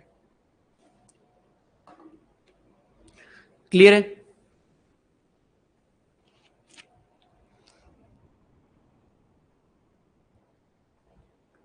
हाँ, इस मेथड के अंदर नॉर्मल लॉस को नहीं करेंगे, क्योंकि नॉर्मल लॉस जो होता है तो क्या होता है? इनपुट में से लेस करते हैं। इसमें अपन क्या कर रहे हैं? इक्विवेलेंट यूनिट सीधी इस साइड की टोटल ही कर रहे हैं। भाई देखो सीधा सिंपल समझो इसको, ये प्रोसेस अकाउंट है, ये प्रोसेस अकाउंट बनाते हैं। इस साइड अपन 2 इनपुट की यूनिट लिखते हैं, ये 1000 लिखा, ये जो बाय नॉर्मल लॉस लिखा, फिर इसमें से बाय जो वो एबनॉर्मल लॉस लिखा, फिर जो अपन ने ये by transfer to next process लिखा। ये जैसे 100 है और जो ये है मान लीजिए 100 है और ये 800 है। तो अपन कॉस्ट पर यूनिट कैलकुलेट करने के लिए क्या कहते हैं? 1,000 माइनस 100, कितना जो वो यूनिट कितनी कंसीडर करते हैं? 900। अगर इस साइड वालों की टोटल ही करनी है तो फिर आप क्या करो? 800 और 100 इनको ही लो, फिर नॉर्मल लॉस को कंसीडर मत करो। समझ आ रही है बात भाई? और तरीका समझना चाहो तो आप इस तरीके से समझ लीजिए। इसको लिखो ए, इसको लिखो बी, इसको लिखो सी और इसको लिखो डी। ठीक है। ए माइनस बी जो है वो किसके बराबर होगा? सी प्लस डी के बराबर होगा। समझ आ रही बात? तो जब या तो ए माइनस बी करो या सी प्लस डी करो। अब सी प्लस डी का टोटल कर रहे हो तो आप बी को फिर वापस जो वो ऐड नहीं कर सकते साथ में। क्लियर है भाई? अब ये जो है ये क्या आ गई? 8,800, 8,900 और 900 जो आपकी कॉस्ट आ गई, सॉरी इक्विवेलेंट यूनिट आ गई। अब सर इन इक्विवेलेंट यूनिट का क्या करेंगे, इससे अपन क्या करेंगे, कॉस्ट पर एलिमेंट जो वो कैलकुलेट करेंगे। इससे अपन क्या करेंगे, कॉस्ट पर एलिमेंट जो वो कैलकुलेट करेंगे।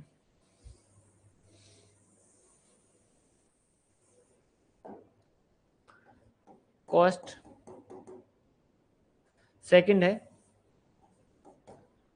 स्टेटमेंट और calculation of cost per element, हर एक एलिमेंट के लिए कॉस्ट कैलकुलेट कर रहे हैं, तो हम क्या कहेंगे, कॉस्ट इनकर्ड ड्यूरिंग पीरियड, कितना दे रखा है 1,60,000 और 30,000, मटेरियल लेबर और ओवरहेड, कि मटेरियल का इस साल खर्चा लगा 1 लाख का, लेबर का लगा 60,000 का और इसका लगा 30,000 का। क्लियर। डिवाइडेड बाय इस साल यूनिटें कितनी बनी है, डिवाइडेड बाय इक्विवेलेंट यूनिट्स। अगर इसमें से जैसे कोई नॉर्मल लॉस का रियलाइजेशन होता ना तो उसको लेस कहते हैं, less realisation of normal loss. अगर इस कॉस्ट में से कुछ, भाई ऊपर कॉस्ट में से भी तो अपन कर रहे थे ना, realisation from cost, normal loss से जो रियलाइजेशन होता है वो लेस करते हैं। अगर ऐसा कुछ दे रखा होता तो अपन क्या करते, उसको लेस करते, लेकिन यहाँ दे नहीं रखा है तो ये अपना सीधा कितना बनता है 1,60,000 और 30,000।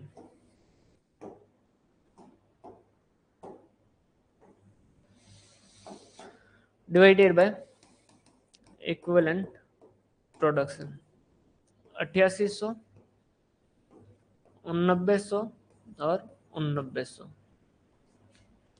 तो ये आ गई आपकी कॉस्ट पर एलिमेंट, या फिर कॉस्ट पर यूनिट पर एलिमेंट जो कह सकते हैं कि एक एलिमेंट की कॉस्ट कितनी लग रही है, तो हम कहेंगे 1 लाख डिवाइडेड बाय 8800, 11.36,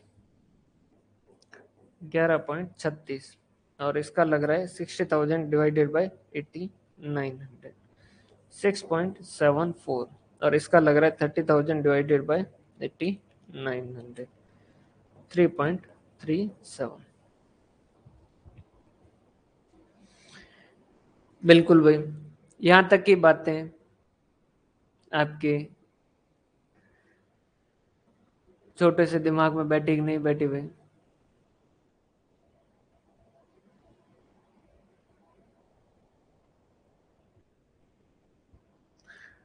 क्लियर है भाई?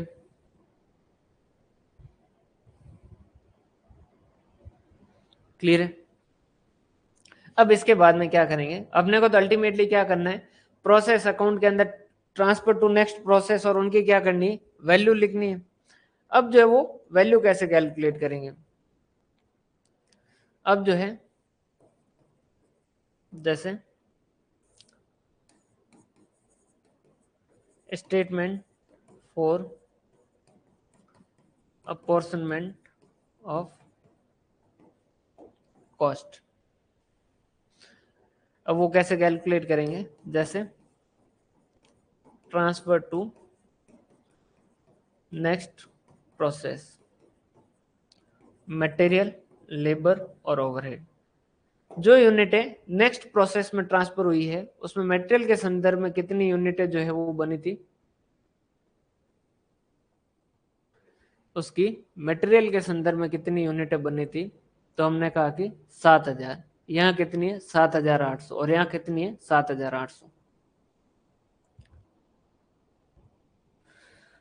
भाई दिमाग छोटा ही होना चाहिए, मोटा दिमाग जो है वो बेवकूफों को कहा जाता है ना। दिमाग छोटा ठीक है आपका, छोटा दिमाग शार्प दिमाग जो है उसकी निशानी है। 7,000, 7,800 और 7,800। क्लियर है। 7,000, 7,800 और 7,800।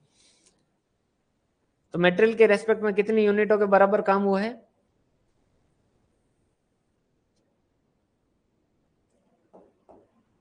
7,000 के रेस्पेक्ट में, ये 7,800 और ये 7,800। इसकी एक यूनिट के लिए कॉस्ट कितनी लगती है मेटेरियल के केस में? 11.36। इसकी कितनी लगती है? 6.74 और 3.37। ठीक है भाई, कितना हो गया? 7,000 इंटू 11.36, 79520।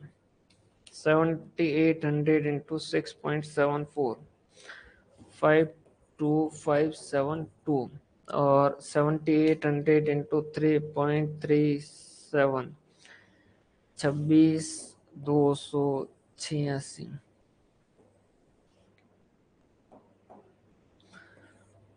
Total plus 52,572 plus 79520, 158,378।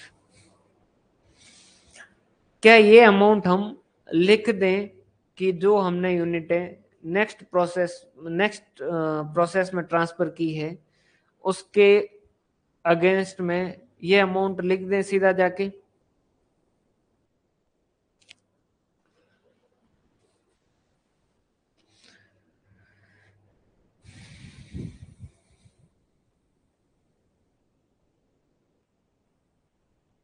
क्या ये अमाउंट नेक्स्ट प्रोसेस में जो ट्रांसफर हुई है यूनिट है उनका वैल्यूएशन जो है ये 1,58378 जो करना सही है, या इसमें और कुछ अमेंडमेंट अपडेट की जरूरत है?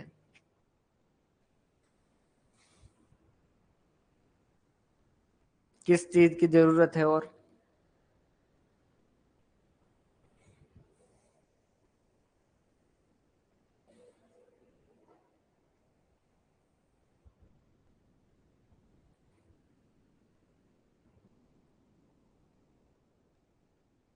बिल्कुल बिल्कुल सही बात है। समझ आ रही बात? ये तो इस साल कॉस्ट लगी है, इसमें कुछ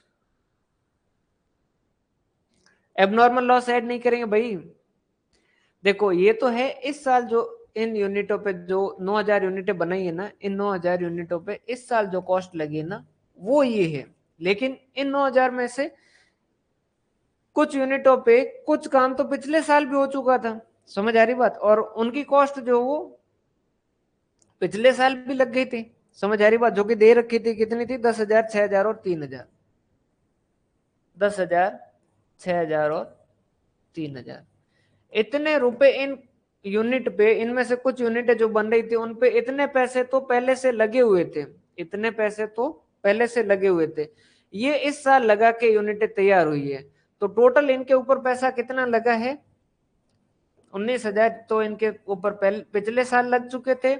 1,58,378 रुपए इस साल लगे हैं, तब जाके यूनिटें पूरे जो तैयार हुई है। तो मेटेरियल के केस में कितना लगा है? 89520।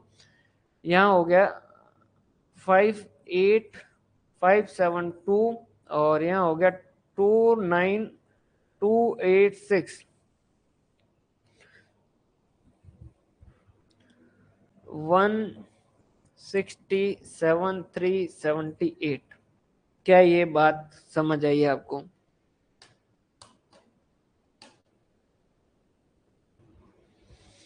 क्या ये बात समझ आई आपको?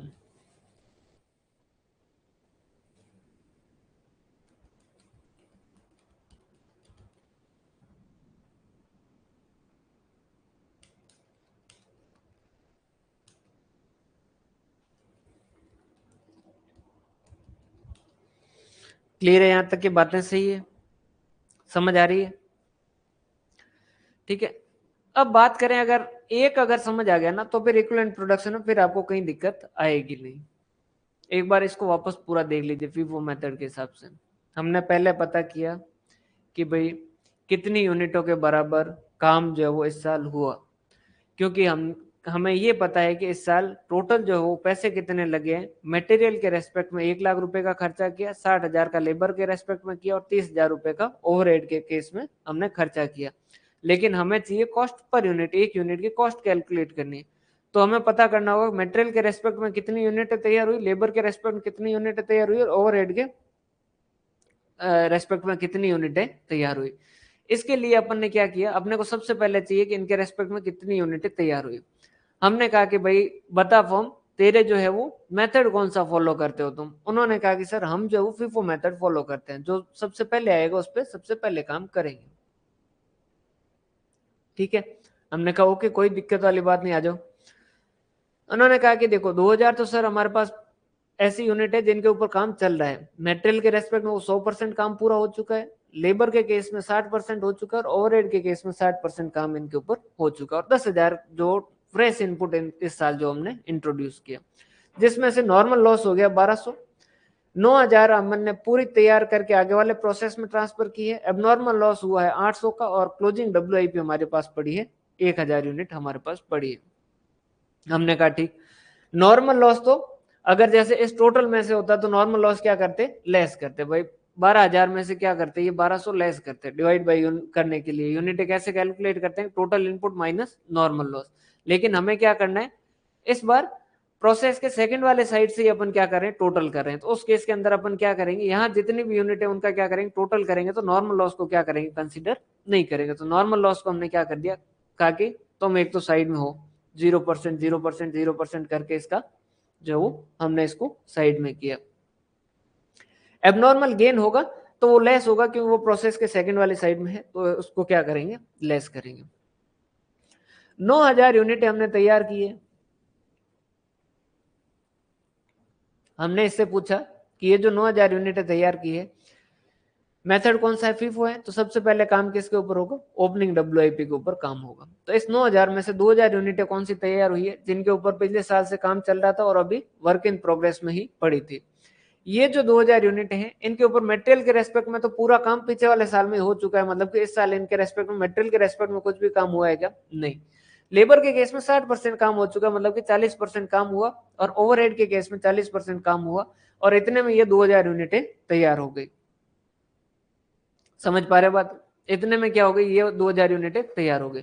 ये जो 7,000 है ये पूरे इस साल जो है वो इंट्रोड्यूस की, इनके ऊपर पूरा 100% काम इसी साल हुआ है। एबनॉर्मल लॉस जो वो दे रखा है कि भाई 60%, 50%, 50%, और क्लोजिंग WIP 100%, 70%, 70%। हमने कहा कि ये जो इक्विवेलेंट प्रोडक्शन मटेरियल के केस में 8800 के बराबर हुआ है, लेबर के केस में 8700 सॉरी 8900 के बराबर हुआ है, और ओवरहेड के केस में 8900 के बराबर हुआ है। हमने कहा कि मटेरियल की टोटल कॉस्ट कितनी लगी, 1,60,000 और 30,000 जो कॉस्ट लगी, इसमें से अगर कोई नॉर्मल लॉस से रियलाइज होता तो वो अमाउंट क्या कर देते, लेस कर देते। हमने कहा 1,00,000 रुपए में 8800 यूनिटें बनाई है मटेरियल के रेस्पेक्ट में, तो एक यूनिट के लिए मटेरियल का कितना रुपया लग रहा है, 11.36, लेबर का एक यूनिट के लिए कितना लग रहा है, 6.74, और ओवरहेड का कितना लग रहा है, 3.37। हमने कहा कि जो यूनिट ट्रांसफर की है नेक्स्ट प्रोसेस की, उनकी वैल्यूएशन करनी है। तो इक्विवेलेंट प्रोडक्शन है 7,000, 7,800 और 7,800, इतना काम इस साल हुआ है। यूनिट कितनी ट्रांसफर हुई है, 9,000। 7,000 यूनिट को लिए इस साल कितना कॉस्ट लगा है, 79,520, यहाँ पर 52,572 और 26,286। हमने कहा कि ये जो टोटल अगले साल प्रोसेस में ट्रांसफर की उसकी कॉस्ट है, उन्होंने कहा नहीं, इसमें से इस साल तो इनके ऊपर कुछ यूनिट ऐसी जिनके ऊपर कुछ काम जो इस साल हुआ और कुछ काम पीछे वाले साल में हो गया, और जितना पीछे वाले साल में हो गया उनकी कॉस्ट है 10,000, 6,000 और 3,000। तो ये जो टोटल 9,000 यूनिटें तैयार हुई है, इनकी टोटल कॉस्ट जो लगी है मटेरियल के रेस्पेक्ट में 89,520, लेबर के रेस्पेक्ट में 58,572, और ओवरहेड के केस में 29,286। तो जो नेक्स्ट प्रोसेस में ट्रांसफर हुई है वो 167,378 है। अगर यहीं पर आपको और किसी का कैलकुलेट करने का कहा जाए, जैसे कि आपको क्लोजिंग WIP का कैलकुलेट करने को कहा जाए, तो आप क्या कहोगे, उनके रेस्पेक्ट में इक्विवेलेंट यूनिट कितनी है इनटू कॉस्ट पर एलिमेंट जो वो कितना है। उसके बाद में अगर आपको एबनॉर्मल लॉस के केस में कहा जाए तो वो भी सेम वैसे ही होगा, equivalent unit into cost per element.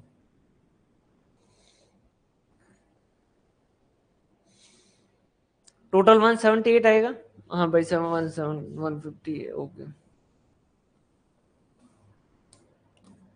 178 378।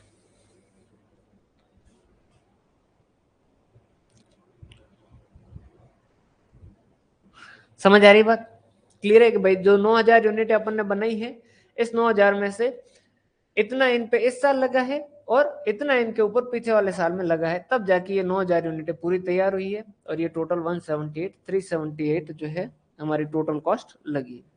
Clear यहां तक की बात?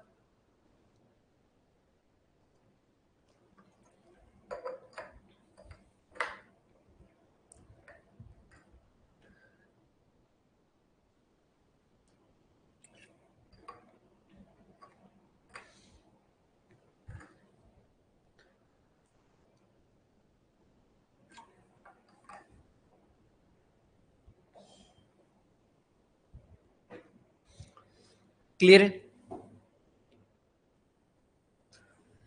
अब अगर एक समझ आ गया ना तो फिर बाकी वाले तो बहुत ही आसान है,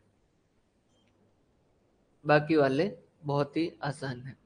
अब FIFO मेथड की जगह अगर हमें हमारा मन हो, वैसे LIFO मेथड अलाउड है नहीं, लेकिन कॉस्टिंग के अंदर पूछा जा सकता है, कॉन्सेप्ट जो पूछने में कोई मना नहीं है, इस वजह से अपन LIFO को भी देख लेते हैं। LIFO का मतलब क्या है?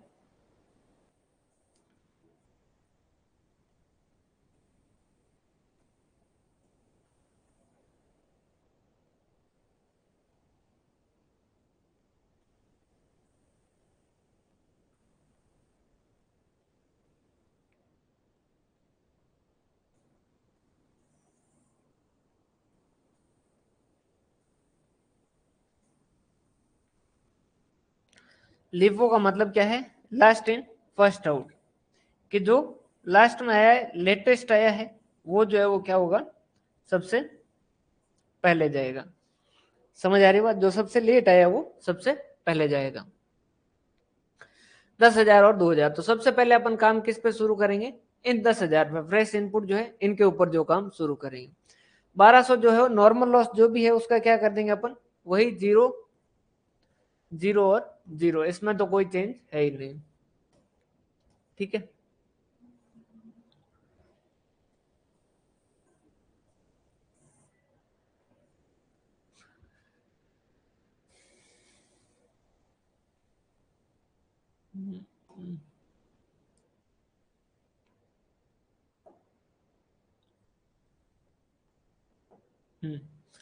ये जो 9,000 यूनिट आपने इस साल बनाओगे, उसमें से ओपनिंग में से कितनी होगी? नॉर्मल लॉस वो सेम कॉन्सेप्ट सेम ही है, बस FIFO की जगह मेथड जो वो LIFO की है। समझिएगा भाई, सिंपल सी बात है। अपन क्या करते हैं, जब प्रोसेस अकाउंट बनाते हैं तो प्रोसेस में कॉस्ट पर यूनिट कैसे कैलकुलेट करते हैं? Total cost minus normal realisation from normal loss, realisation from normal loss divided by क्या करते हैं, total input minus normal loss.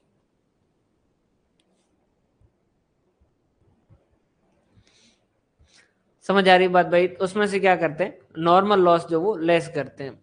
यहां पर अपन क्या कर रहे हैं, इस साइड वाली जो है प्रोसेस के बाय साइड वाली है, सिर्फ 19 यूनिट का टोटल कर रहे हैं, तो वहां पर नॉर्मल लॉस को अपन कंसीडर नहीं करेंगे, तो अपने आप लेस के बराबर माना लग जाएगा। समझ आ रही बात? बाय साइड के अंदर नॉर्मल लॉस जो उसको कंसीडर ही मत करो, तो वो अपने आप क्या हो जाएगा, माइनस के बराबर काम कर लेगा। ठीक है, 9,000 है, इसमें से ओपनिंग से कितना, 0, पूरा का पूरा जो है वो 9,000 इस साल में से। ठीक है, और पूरा का पूरा 9,000 पे काम जो वो इसी साल पे हुआ 100%, 100% और ये 100%, 100% और 100%, तो कितना हो जाएगा ये, 9,000, 9,000 और 9,000। ठीक है, उसके बाद में एबनॉर्मल लॉस का जो भी परसेंटेज दे रखा है, एबनॉर्मल लॉस का जो भी परसेंटेज दे रखा है, क्या दे रखा है, 100, 50, 50, वही होगा सेम ही, 100, 50 और 50। ठीक है, उसके हिसाब से हो जाएगा। और क्लोजिंग WIP में थोड़ा सा ध्यान समझिएगा, क्लोजिंग WIP में जो है वो परसेंटेज दे रखे हैं 100, 70, 70। इनके ऊपर 100% काम हो चुका है, 70% काम हो चुका है, 70%। यहाँ कितना लिखूं, यहाँ कितना लिखूं और यहाँ कितना लिखूं? सोच समझ के जवाब दे दीजिए, आराम से सोच समझ के जवाब दे दीजिए।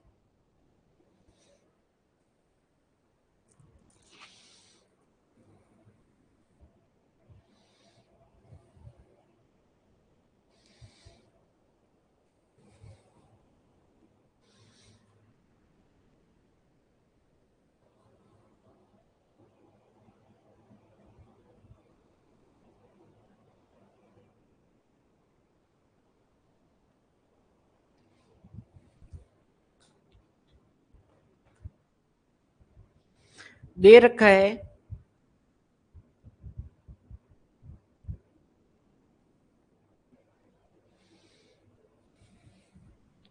0, 300, 300।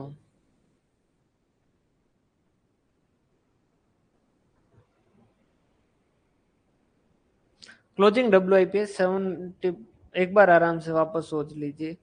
क्वेश्चन कह रहा है कि हमारे पास क्लोजिंग WIP में 1000 यूनिट है, जिनके ऊपर 100% मेटेरियल के रेस्पेक्ट में काम हो चुका है, 70% लेबर के रेस्पेक्ट में काम हो चुका है, और ओवरहेड के केस में 70% जो काम हो चुका है। अब आप बताइए इनकी इक्विवेलेंट यूनिट कितनी होगी? 1700, 700। चलो, ये जो है मेथड कौन सा है? लिफो है, लास्ट इन फर्स्ट आउट। तो क्लोजिंग WIP में यूनिट कहां से पड़ी होगी? फ्रेश इनपुट से या ओपनिंग WIP से? लिफो मेथड में सबसे लास्ट में काम किस पे शुरू हुआ होगा? सोचो भाई। ये जो क्लोजिंग WIP में जो यूनिटें पड़ी है, वो फ्रेश इनपुट वाली होगी या ओपनिंग WIP वाली? ओपनिंग WIP वाली। ओपनिंग WIP वाले में कुछ काम पहले हो रखा है क्या? शायद हो रखा है। 100%, 60%, 60%। अभी कितना हो गया है? 100%, 70%, 70%। मतलब इस साल कितना काम हुआ है?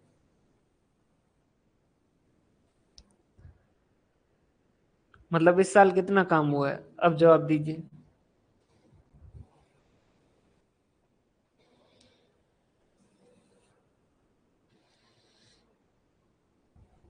0, 100, 100। Very good. कितना? 0%, 10% और 10%। तो 0, 100 और 100। क्यों? क्योंकि इनके ऊपर 100% काम पहले ही हो चुका था, तो ये 0% है। 60% पिछले साल काम हो चुका था, अब 70 हुआ, मतलब 10%। 60% पिछले साल काम हो चुका था, तो अब कितना है? 10%। समझ आ रही बात? तो 0, 100 और 100 बाकी सेम ही चलेगा। बस एक लास्ट बताइए, ऐसी तरीके से ये बनेगा, नॉर्मल इक्विवेलेंट वाला सेम ही बनेगा। बस आप अब जो है वो मुझे ये बता दीजिएगा कि इसमें ट्रांसफर टू नेक्स्ट प्रोसेस के अंदर ये यहाँ पर जो भी अमाउंट आएगा उसके अंदर ये वाला अमाउंट जो ऐड करेंगे या नहीं करेंगे? ट्रांसफर टू नेक्स्ट प्रोसेस के अंदर जो भी अमाउंट आएगा उसके अंदर ये वाला अमाउंट जो वो ऐड करेंगे या नहीं करेंगे?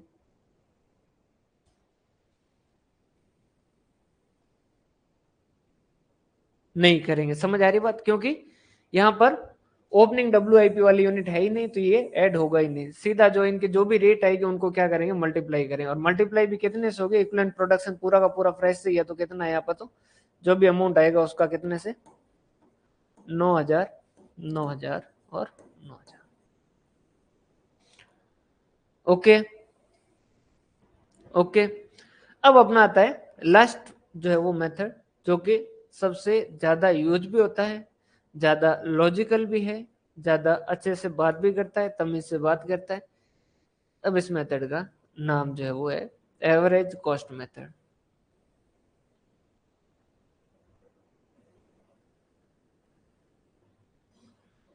इसका नाम है एवरेज कॉस्ट मेथड।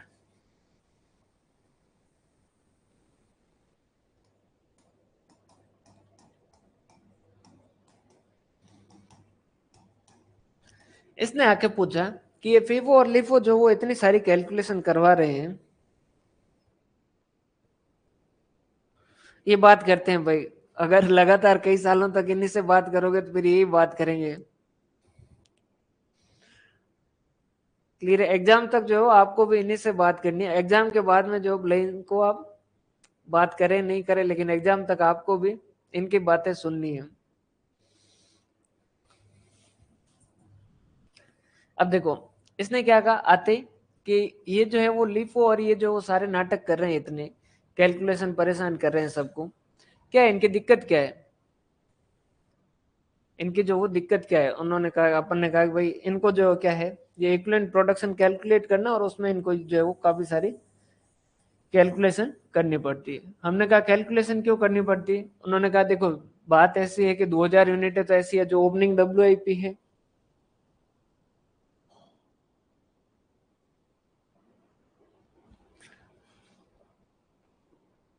फीफो में ट्रांसफर टू नेक्स्ट प्रोसेस अपन ने कैलकुलेट किया था ना 9000, उसमें से 2000 और 7000, 2000 और 7000 जो करके कैलकुलेट किया था अपन ने, याद हो तो इक्विवेलेंट प्रोडक्शन कैलकुलेट किया था। यहाँ पर ये काम हो चुका था फीफो के अंदर, जो 100% काम हो चुका था 2000 पे, तो यहाँ आ गया था 0%, यहाँ हो गया था 40%, यहाँ 40%। 7000 जो यूनिट थी उसपे 7000, 7000 और 7000 पूरा का पूरा था। ठीक है,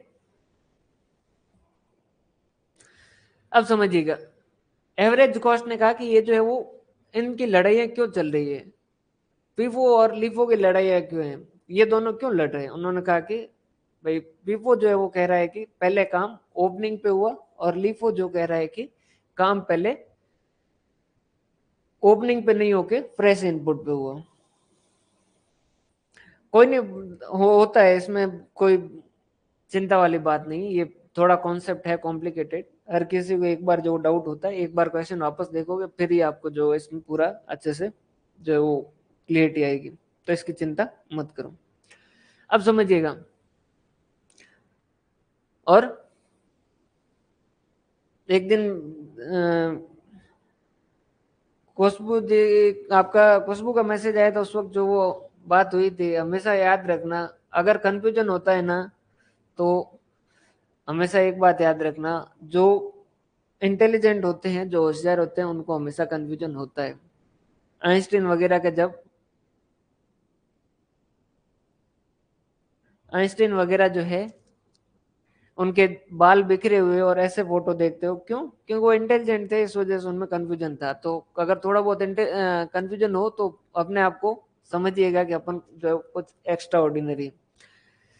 अब इन्होंने क्या कहा कि दिक्कत ये आ रही है कि ये कह रहा है कि ओपनिंग पे पहले काम हुआ, इनपुट पे पहले काम हुआ, इस तरीके की बातें आ रही है, इस वजह से ये वो 9000 में से वो कह रहा है कि ओपनिंग से 2000, इसमें से जो वो 7000, जबकि वो कह रहा है कि 10,000 में से 9000 ट्रांसफर किए, पूरे के पूरे यहाँ से हुआ। ये सारी चीजें जो इनकी बीच में लड़ाइयाँ चल रही है।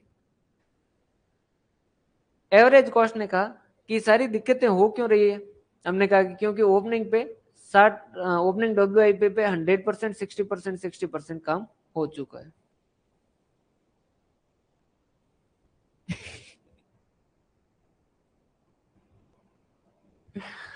भाई कर लेनी चाहिए, और तो अब किसका वेट करें।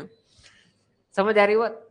तो दिक्कत कहाँ आ रही है कि इस पे 100%, 60%, 60% काम हो चुका है, और इन पे जो वो 0%, 0% और 0% हो रखा है। एवरेज कॉस्ट ने कहा कि एक काम करो, इनको भी मिटा दो और इनको भी मिटा दो। हमने कहा कैसे। उन्होंने कहा कि मान लो कि इनकी कुछ कॉस्ट जो वो पिछले साल लगी नहीं। हमने कहा क्यों, पिछले वाले साल के अंदर कुछ कॉस्ट लगी है, ऐसे कैसे मान ले। उन्होंने कहा कि एक बार आप करो तो सही। अब ये मान लो कि पिछले वाले साल इन पे कुछ काम हुआ ही नहीं, ये जो वो सारे के सारे फ्रेश है, ये भी 0, 0, 0 और ये भी 0, 0, 0। अब बताओ क्या हुआ है। हमने कहा 1200 जो नॉर्मल लॉस है, उन्होंने कहा कि ये नॉर्मल लॉस का तो 0 कर दो पहले, 0, 0, 0, ये तो जो है वो 0, 0, 0 कर दो। कितना हुआ नेक्स्ट प्रोसेस में ट्रांसफर, 9000। हमने कहा ओपनिंग से कितना और फ्रेश से कितना। उन्होंने कहा कि क्या मतलब सारे के सारे जो 0, 0, 0 कर दिए। तो ये 100% इसी साल से, 100% इसी साल से और 100% इसी साल से, कितना 9000, 9000 और 9000। उसके बाद में एबनॉर्मल लॉस जो है वो दे रखा है। एबनॉर्मल लॉस कितना दे रखा है, 100, 50, 50। तो 100, 50 और 50, 800, 400 और 400। उसके बाद में एबनॉर्मल क्लोजिंग WIP दे रखा है 100 170 70 170 और 70। पूरा का पूरा ये कह रहे हैं कि पीछे वाले साल किसी यूनिट पे कुछ काम हुआ ही नहीं, मतलब कि सारा का सारा इसी साल हुआ। 1700 700। हमने कहा कि कुछ जो उसमें गलत नहीं कर रहे, उन्होंने कहा रुको 9000 और कितने हो गए ये यूनिट है 10 10 800। कितनी यूनिट हो गई 10 800 के बराबर। ये कितनी हो गई 9700 प्लस 400 10 100 के बराबर। ये कितनी हो गई 9000 और 400 10 100 के बराबर। हमने कहा कि इतना तो हुआ ही नहीं, ये इसके ऊपर कुछ काम हुआ है पिछले साल। उन्होंने कहा कि एक काम करो, पिछले साल जो काम हुआ है ना उस पर कुछ कॉस्ट लगी थी ना, उस कॉस्ट को क्या कर दो यहाँ ऐड कर दो, यहाँ क्या कर दो ऐड कर दो। ये हो गया कॉस्ट ऑफ ओपनिंग WIP, जो कि कितना है 10,000 6,000 और 3,000। हमने कहा कर क्या रहे हो, उन्होंने कहा कि हम ये मान लें, अगर अगर हम ये मान लें कि इन यूनिटों पे पीछे वाले साल में कुछ काम हुआ ही नहीं है और ये जो सारा काम हुआ है वो इसी साल ही हुआ है, तो उस केस के अंदर ये सारी तकलीफें जो खत्म हो जाएगी। हम क्या कर रहे हैं एवरेज कॉस्ट कैलकुलेट कर रहे हैं, पीछे वाले साल जो WIP की जो ओपनिंग WIP है उनको अपन क्या मान रहे हैं कि 0% 0% 0%। तो ये सारी यूनिटें जो क्या काम करेगी एज ए फ्रेश इनपुट, और इन ओपनिंग WIP पे जो कॉस्ट लगी हुई है ना उसको क्या करो इस साल जो कॉस्ट लगी उसके अंदर ऐड कर दो, तो आपकी टोटल कॉस्ट कितनी हो जाएगी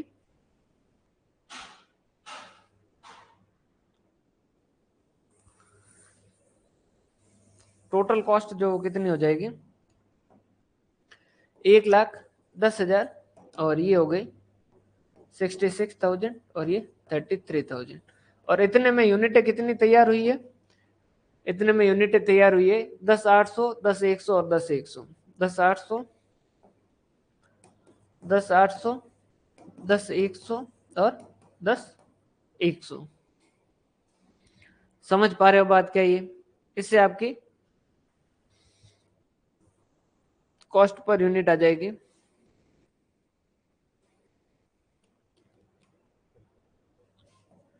10.18। 66,000 डिवाइडेड बाय 10,100 6.53 और 33,000 डिवाइडेड बाय 10,100 3.26। क्या ये बातें समझ आ रही है क्या। देखो एवरेज कॉस्ट ने क्या कहा कि आप क्या करते हो, फीफो मेथड और लिफो मेथड कहता है कि ओपनिंग WIP पे पीछे वाले साल कॉस्ट कितनी लगी है, पीछे वाले साल कितना काम हुआ है, जितना काम पीछे वाले साल हुआ है उसको अपन इस साल कंसीडर नहीं करेंगे। इस वजह से जब इक्विवेलेंट प्रोडक्शन कैलकुलेट करेंगे तो अपन क्या करेंगे इस साल जितना काम हुआ है उतना ही कंसीडर करेंगे। वैसी बातें लिफो भी कर रहा था। एवरेज कॉस्ट में आया, उसने कहा कि एक काम करो ओपनिंग WIP पे जितना भी काम पीछे वाले साल हुआ है आप ये मानो कि पीछे वाले साल हुआ ही नहीं, और उस पे जितनी कॉस्ट लगी है वो पूरी की पूरी कॉस्ट आप क्या मान लो इसी साल की कॉस्ट है। क्लियर है। तो इस कारण क्या हो जाएगी अब, क्योंकि कॉस्ट जो पूरी की पूरी आ चुकी है, जो पीछे वाले साल जितनी लगी है वो भी कॉस्ट यही आ चुकी है, तो टोटल 1,10,000 रुपए लगे हैं। टोटल 66,000 और टोटल 33,000 जो लगे। इनमें कितनी यूनिटें तैयार हुई है, तो हमने कहा कि पीछे वाले साल तो अब जो यूनिटें हैं, जो यूनिटों पे पिछले साल काम हुआ उसकी कॉस्ट जो हमने इस साल में कंसीडर कर ली, इस वजह से अब उनका पीछे वाले साल में जो काम हुआ उसको कंसीडर करने की जरूरत नहीं। इक्विवेलेंट यूनिट के अंदर क्या मानेंगे पीछे वाले साल में कुछ हुआ ही नहीं है, पूरा का पूरा काम जो वो इसी साल हुआ। तो उस कारण क्या हो जाएगा जो 10,000 इस साल का इनपुट है और जो 2,000 आपका ओपनिंग WIP है वो दोनों के दोनों क्या मान लिए जाएंगे कि इनके ऊपर 0% काम पीछे वाले साल में हुआ, सारा काम जो इस साल हुआ, क्योंकि सारी कॉस्ट इस साल में आ चुकी है। तो अब कॉस्ट जो है वैल्यू भी जो पूरी की पूरी यहाँ पर ले आएंगे। क्या ये बात समझ आ रही है।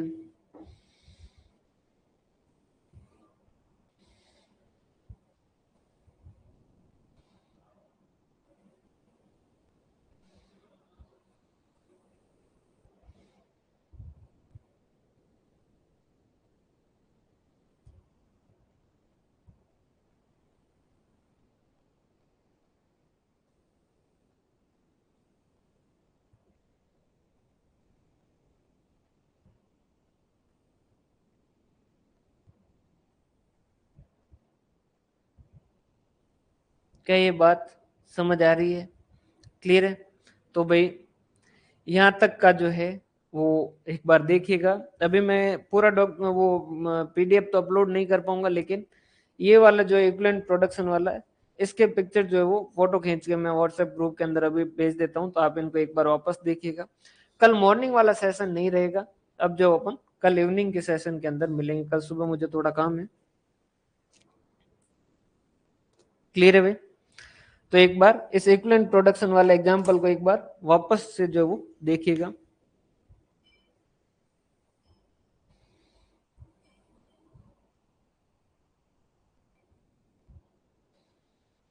क्लियर है? यहाँ तक का एक बार अच्छे से देखिएगा, और कोई डाउट हो तो भेजिएगा वापस। एक लास्ट क्वेश्चन सोच के जो है वो आप नेक्स्ट कल इवनिंग वाले सेशन के अंदर जवाब दे दीजिएगा। वो ये है कि एबनॉर्मल लॉस जो है उसका जो है वो इक्विवेलेंट प्रोडक्शन कितना माना जाएगा और क्यों? ठीक है, बहुत बहुत धन्यवाद। और आज जो है वो थोड़ा अपन जल्दी खत्म कर रहे हैं, बाकी पहले से जो है वो प्लान करके चलें कि 10:30 जो है वो बच सकते हैं।